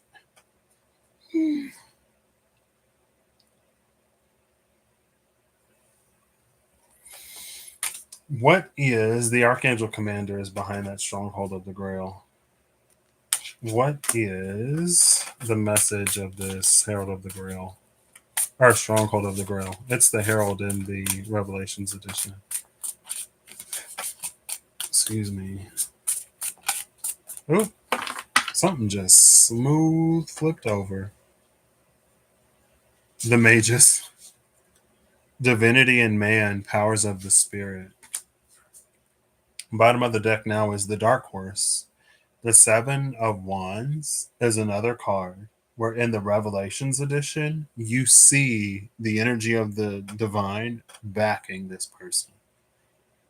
It's dark here, so you don't see him. And maybe that's the thing too, because again, it's kind of sort of that energy of like, well, like, you know, you're what, like, you're not even high vibe. Like, why would you be like a vessel? Like, why would your vessel be picked? Like, you don't even like, you vibrate at a frequency of like 200 hertz, and I'm vibing at a frequency of like 999. Like, um,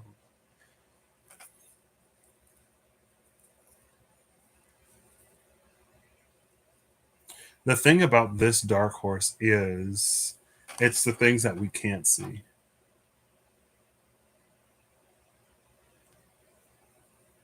Also, again, darkening the light. What's It's interesting that we have the master of the mystic light and divinity and man, powers of the spirit. That was the message that the herald of the grail was carrying. The mages. This is interesting because the lower body of the Typhon is serpentine. So you actually see the two snakes here as the lower body of the Typhon and the demon card. But here, it's the magus. From the divine, divinity and man, powers of spirit, initiated into the order of the masters of the mystic light. Um, that it feels like that falls on the side of the Six of Wands, right? But again, it's, you know, sometimes I'm like, really, Patrick, but then the cards come out and I'm like, hey, well, there it is. Um,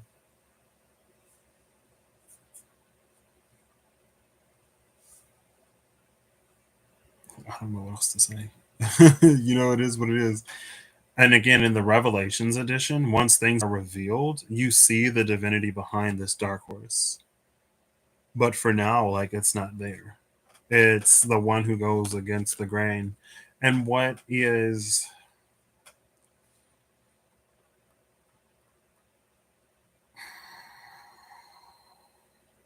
it's fine.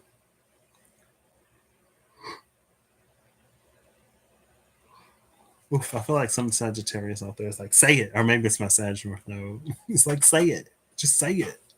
I'm like, no, it's we don't have to go there. Divinity and Man, Powers of Spirit. That's maybe that's another thing too. Because again, we've seen the grotesque. And the grotesque is the truth of the divinity within us that we sometimes forsake for whatever the Hierophant says, right? So sometimes it can be easy for us to sacrifice our own divinity again when we choose pathways that are not ours to take. When we take on limitations and restrictions that aren't ours to have, and when we carry crosses aren't that aren't ours to bear.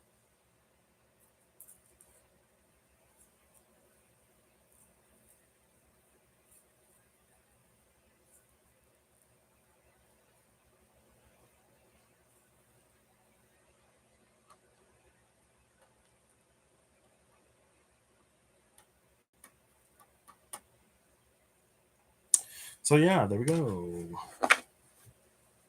But again, like, it may not be understood, it may be demonized. Again, maybe that's like a people thing. I don't know.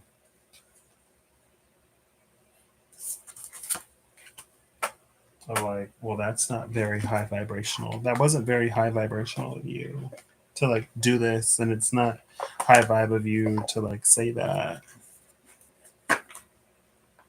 It's left for the paywall.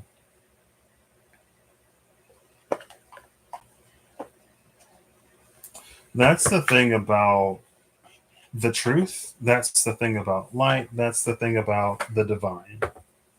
Is like it will always stand on its own 2 feet, and it can be questioned because the truth will be the truth will be the truth. And no one, I don't think the divine would truly ask for like blind faith because we're given free will, right? Blind faith, no.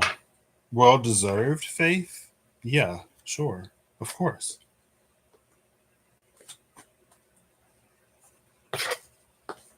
But it's like it's there for a relationship to be had, it's there to be learned, to be known, and for all of us to get to know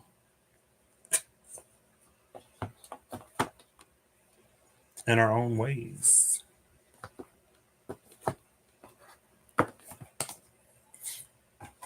Sometimes we share paths, sometimes our journeys are similar. But we got to know what is for us and what's not for us. Last deck, last but not least, excuse me, we have the Fable Makers Animated Tarot. And I'm actually going to swap halves. I like to mix it up. That did not shuffle. There we go. Ouch.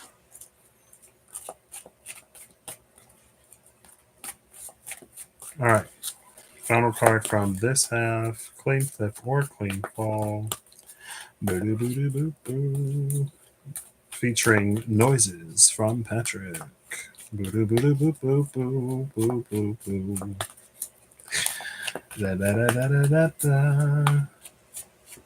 There's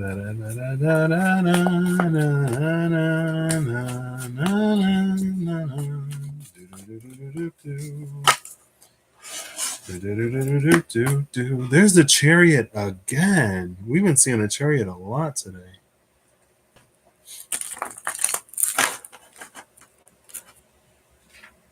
This feels a little light, so we'll get a few more cards. There we go. That feels closer to half. All right. Right half of the deck. Final card, please. I'm going to keep shuffling until you, like, you're literally the last deck. I guess I can move over to the left half. The Hermit at the bottom.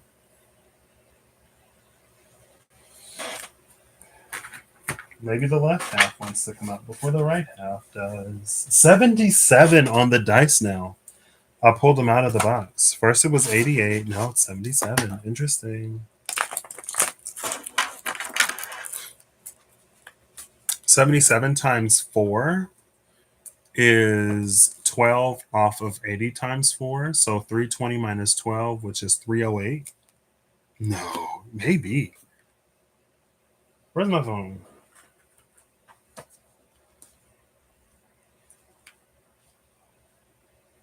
$77 times 4, 308. Something's about to happen. I have to be like, I'm gonna have to use my brain soon. My brain is working like it works when I'm in school. I've been on summer mode for a long time. All right, brain. With the math, I see you. Okay. Maybe it's because of Mercury retrograde. And my Mercury's like Natalie retrograde, so I don't know. Bottom of the deck is the 5 of Chalices. The card that came out was the 6 of Wands, believe it or not. This could be like a it's lonely at the top type of energy. Under the 5 of Chalices is the Sun. The Sun is the warrior in the SKT that we just saw. The 5 of Cups is the grotesque. which again is the divine that lives inside of us, the grotesque and the warrior. And guess what's behind the warrior? Guess what's behind the sun?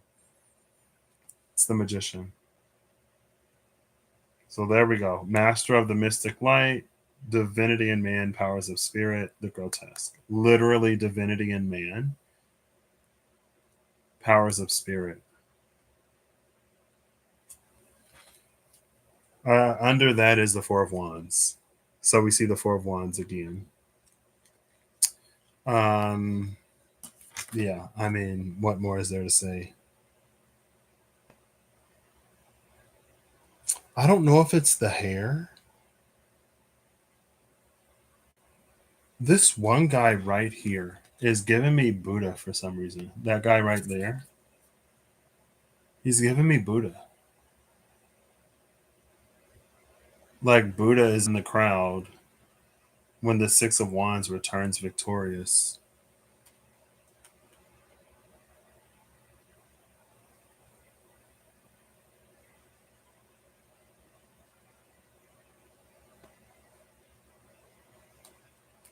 Interesting. 77 is also the King of Wands. And Diceology, I feel like 77 came out somewhere recently ish.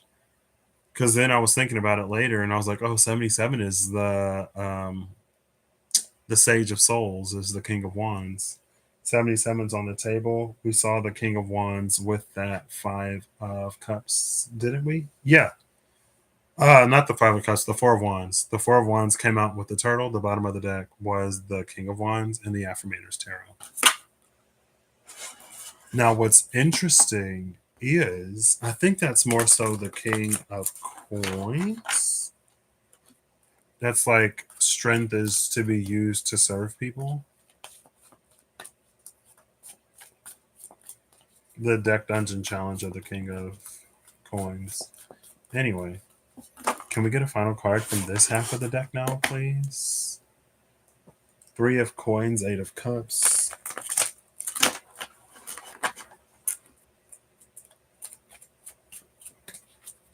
Three of Coins, Eight of Cups.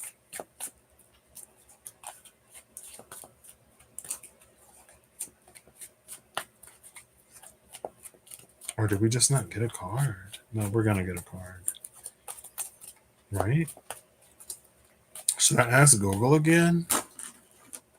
TFYH if no. Hey Google, flip a coin.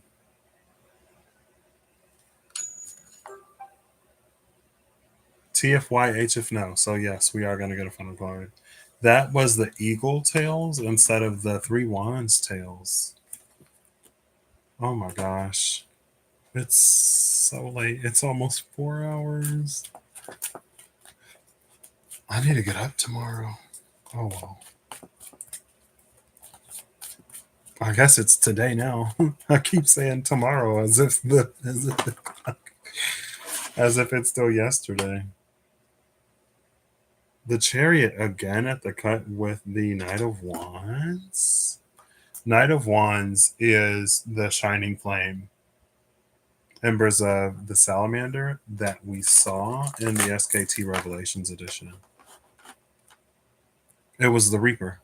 The Reaper was heading towards the shining flame. The shining flame, which was backed by the angel.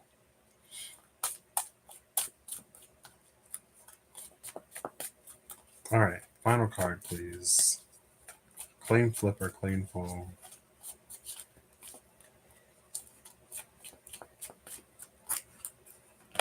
Ooh. OMG. LOL. Guess what card just flipped over? Guess what card is at the bottom of the deck? The King of Coins just flipped over. So the reason why I mentioned the King of Coins is because something about the affirmation for the King of Wands, which was like making the world of, I'll just read it. Where did I put it?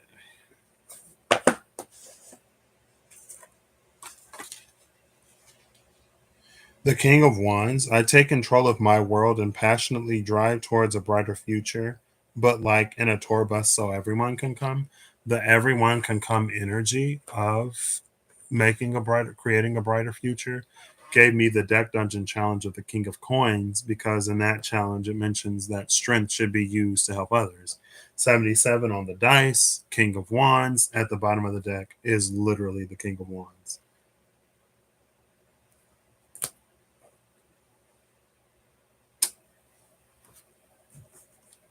I'm gonna read the deck dungeon challenge for the King of Coins to make sure it's what I thought it was.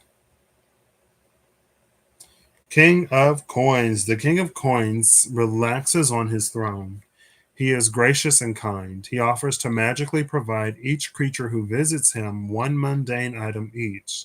If the item is too large to fit in the room, it is waiting for them outside the demi-plane when they exit the deck.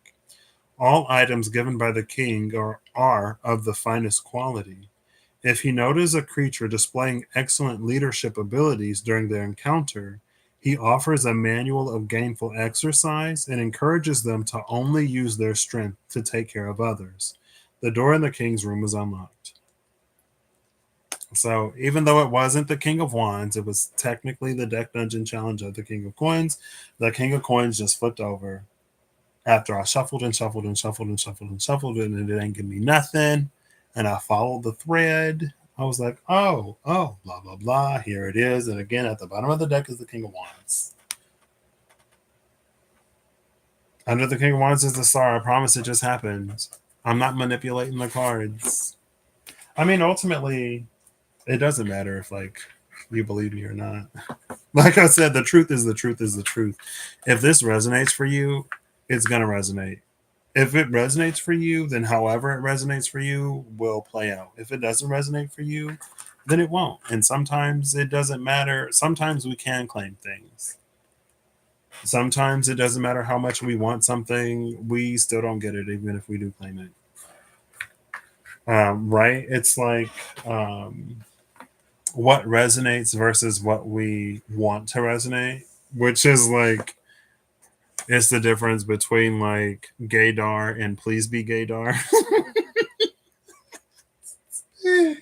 I mean, if you're not gay, then it, I don't know. There's like there's like someone who is universally someone who is genuinely like interested in you, and like people who we want to be interested in us because we're interested in them. So right, there's a difference between like things that are resonant and things that fall in the please resonate category. Again, sometimes we can claim it, sometimes we don't. Sometimes we can't, no matter how much we want to. Um, yeah. I mean, we already saw the seeker and the demon, right? Sometimes we compromise ourselves because we really, really want something. And a lot of things in life we can get, but not necessarily everything. And if we treat everything, I don't know, sometimes it's dangerous. Sometimes it can be dangerous. You got to know when it's dangerous and when it ain't dangerous. Um, but yeah, anyway, that's all the cards. Thank you, Freya's messages, and Kirsty for stopping by. It's been lovely spending the past almost 4 hours with you. Um, I hope you all have an amazing whenever you see this. I hope you're acting in alignment to make all that you wish to experience your reality. I hope that whatever you need along your path, journey, and way you find. And if this resonates for you, I hope you a community that inspires your true authenticity and a strength to keep doing and carry out whatever is for you to do and carry out. Um, and yeah,